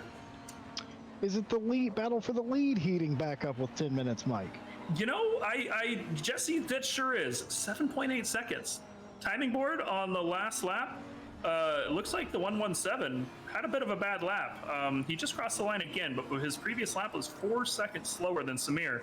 And either way, he's running a little slow. Even that last lap there, 49.3, whereas Samir's running some kind of lower 49s. Wondering if he's going to catch him. Yeah, Mike, I wonder if, because we've seen this pattern before, haven't we, in the first half of the race? Now I'm starting to wonder if maybe the Porsche, perhaps low on fuel or with the tires worn in a little bit, isn't a little bit slower than the Ferraris. I wonder if that might have something to do with it, because we certainly saw this exact same scenario occur. It's down to 5.5 seconds now with less than 10 minutes to go as we watch Rimmers in the first chicane here, who is being sort of assaulted by the 127. 127 is going to try and go around the outside, a rare Lamborghini in this race, it must be said, from Rimmers here. And I think we'll have to find out here if Polizzi can get the pass done. He does. Goes maybe a little wide. No, he doesn't. Well held and position gained. 19th place it will be whenever the thing updates, if I'm not very much mistaken. But, yeah, and that's, of course, an overall position there, not a class position. So I think, I think Rimmers, it kind of looked like he braked just a touch early. I think that he just didn't want to deal with it. I think he just wanted to let him slide by because he wants to get back up on that Nissan, the Nissan in the 69 car as quickly as possible, not lose much time. So, of course, the 127, hopefully he'll be able to slide by that Nissan quickly and then that fight can continue for a class position there. Overall 18th place, I believe that's what they're fighting for there. Springer numbers. Yes, it certainly appears like that. As we go back to Dan Suzuki for a moment, and I just want to talk about Dan Suzuki. This team was well down the order in the first half of this race, folks, and Vicky Thompson and Dan Suzuki both have driven this car up to a more prominent position. And again, if you're fighting for championship, there's a lap car that was spun there in the chicane, and everybody thankfully gets away cleanly, except obviously the car that spun. But that's going to cause this battle to be reignited. I believe this is the battle between a silver car in the 420 and the 394. Again, not a battle for class, but a battle for position. A bit of pride on the line here as Dan Suzuki has the preferred line and makes it look easy. Dan, you should teach me how to do that someday. I sure can't do that. I would love to know. I love that paint job on that car. But Phil Vitt in this battle, as we go right back, I was just noticing this. Christian Wiggins is still under assault from Phil Vitt with 7 minutes to go, 2:02 p.m. here in sim time here at Monza. Thank you guys, first of all, for being with us today. Thank you for all of the follows, the subs, and everything that you have brought. We hope that you've enjoyed the race, and I would take the phone off the hook and wake up Grandma, because this race is not over yet. We still have to crown a winner in each class, and we still got a lot of position battles left to go. Case in point, Wiggins and Vitt here for fourth position. Now, this is a battle for both now. This is a battle for the final, I should say, podium spot in the pro class. And Phil does that thing where he gets left behind a little bit, and either by sections of the track that the Audi is strong, like look at him pull up in the corners. Maybe that's what it is. The corner, a bit of a wiggle there. Oh my goodness, good car control there by Vitt. But I think on the straightaways, the Ferrari has the advantage, but I think in the corners, guys, the Audi has a massive advantage. Watch him pull right back up to him here. It's incredible stuff. More importantly to me right now is what happened to Muthen. He was right there, and now he's 3 seconds back. He's never recovered, guys. Yeah, not quite sure what happened to him. It's entirely possible he just kind of stepped back and realized that he wasn't going to catch his winning position up there in third place, and was just, hey, you know what, guys? I'm just going to stick back here and fight, though I'd be curious to hear from them on Discord after the race, see as to if that's not the case. It's going to be an interesting battle here. 5 minutes, just about ready to cross the timing board here, as we'll get into the last few laps. Looking across the board here, the fight for 19th and 20th still pretty hot, but that said, that is pretty far back on the leaderboards. Looks like it's about 6 or 7 spots back in the silver class. The other podium spot up for contention here is 11th and 12th place, which is driven by the Audi and Ferrari of the 43 and 555 team of Marco Winkler and Vatanen or so. They're about 2 seconds apart right now in 11th and 12th place. So that is the final podium place going to be fought for across the three classes. And we'll see if that heats up at the end here as well, as much as this one is, as Phil Vitt is just not going to give up. We know that him and Wolf Machuska are going to keep fighting. They're not going to let this go and let Wiggins just take it from them. And as they're catching some lap traffic here, I believe that's the Gold Bentley we were following earlier in the race, actually. They're going to get up some lap traffic here for the last couple laps. Really curious to see how that affects this battle. You know, is there a battle going on there? Will the blue flags come across? Are they going to let them by? Will Wiggins get held up and Phil Vitt be able to kind of slide past? Ryan, I think we're going to find out here very shortly as we cross the timing line with approximately 3 laps left. Yeah, it's going to be very interesting here as Phil Vitt obviously coming to turn 1 now. He's going to be on the outside for turn 1. He's later on the brakes than the Ferrari. The Ferrari getting held up ever so slightly by the number 7 amateur car, or Amcar rather referred to, that received a penalty earlier on in the race. That car making sure he gets out of the way as they come through turn 3.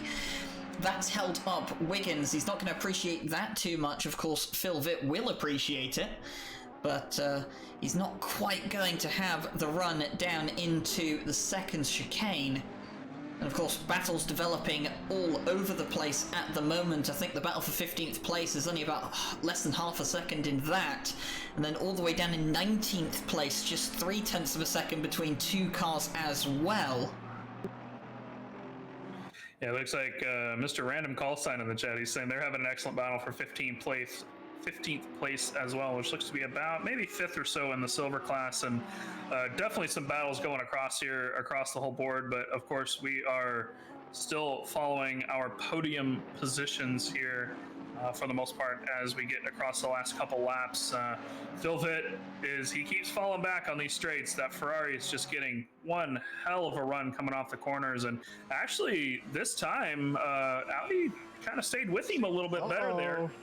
Might be in business, Mike. Look at him pull up, coming into Parabolica. Look at how good they are. Look at those brakes. Wow. I know. That is incredible stuff. Just a couple things to mention. The 117 leading car of Fonacero is now gapping Samir Ibrahimi a bit, so perhaps the reason they were catching up in the first place was due to traffic, but the battle right here is going to happen. This is for the final podium spot in Pro. Phil Vitt, teammate of Wolf Matuszka, is going to try and go the long way around, and he doesn't quite do it, and there's a touch and there's a spin. Phil Vitt goes spinning in the number 25 Audi, and that's effectively ended his challenge for a podium spot, and he's parked the car there. Yeah, he did stall the car, and now he's stuck in the grass a bit, it seems like, and now he gets going. That has ruined the race for the number 25 group. They will be disgusted by that and be interested to see what stewards have to say. That's unfortunate. That's literally almost the last possible minute for an incident to occur like that. As we now focus on the 15th place battle here. It looks like, yes, we do have the number 420, the GT Series Blue Flag team, currently being chased by FCS. That's the team of Random Call Sign and Coward's Garage, also known as Ricardo Gama. And both YouTubers teaming up got placed in the silver class and has had an absolutely fantastic day, it must be said, fighting for a top 15 spot and a top 5 or 6 spot in class. I think they'd be pretty happy with that, considering some of the... Oh, and look at this. I think the battle has been reignited. The 420 gets it a little bit wrong in the first chicane, and that is thank you very much by the number 86 Audi. FCS has now put themselves inside the top 15. That's lovely stuff. That's an excellent pass, and way to be alert and prepared for that. That's the thing. That's why I could never compete with these guys, as time has expired in the race. And the leader will be somewhere around the track looking, and yes, there we are indeed, Ryan. Yep, so the leader of this race, Alberto Fornaciero in the 117 Porsche, they have driven an excellent race here today. I mean, it has to be said they took the lead very early on. In fact, they took the lead on the start, as we went green. They were looking like they were going to be in danger from Jaroslav Honzik before the first, or the only round of pit stops, should I say, but they held their nerve. The undercut worked very well for them. Samir hasn't been able to catch him on the second run of the race, and he's going to be Fonacero and the 117 Porsche that crossed the line in first place to take the win overall, and in Pro, it will be Samir Ibrahimi to take second place overall. And look at this now. Look at this celebration. Do you think he's happy? And something, truly remarkable here. We are going to have, by the looks of things, if there's no drastic changes in the next two corners, we're going to have a Pro-Am car finish on the overall podium.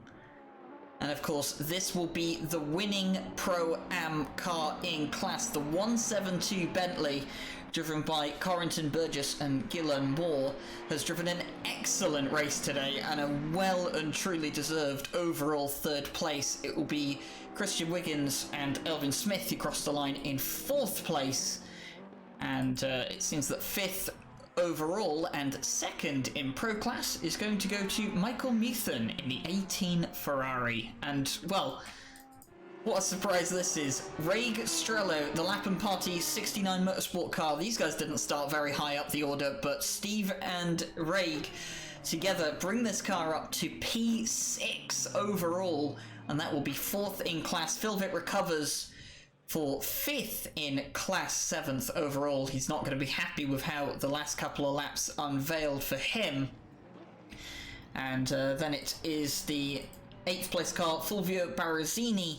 Samuel Ratz will cross in ninth after the unfortunate penalty that they got for speeding in the pit lane. And then, of course, the winning AM car will finish 10th place overall of Dominic Kinsler. And what an incredible race we have witnessed here today. Yeah, that was just absolutely fantastic racing.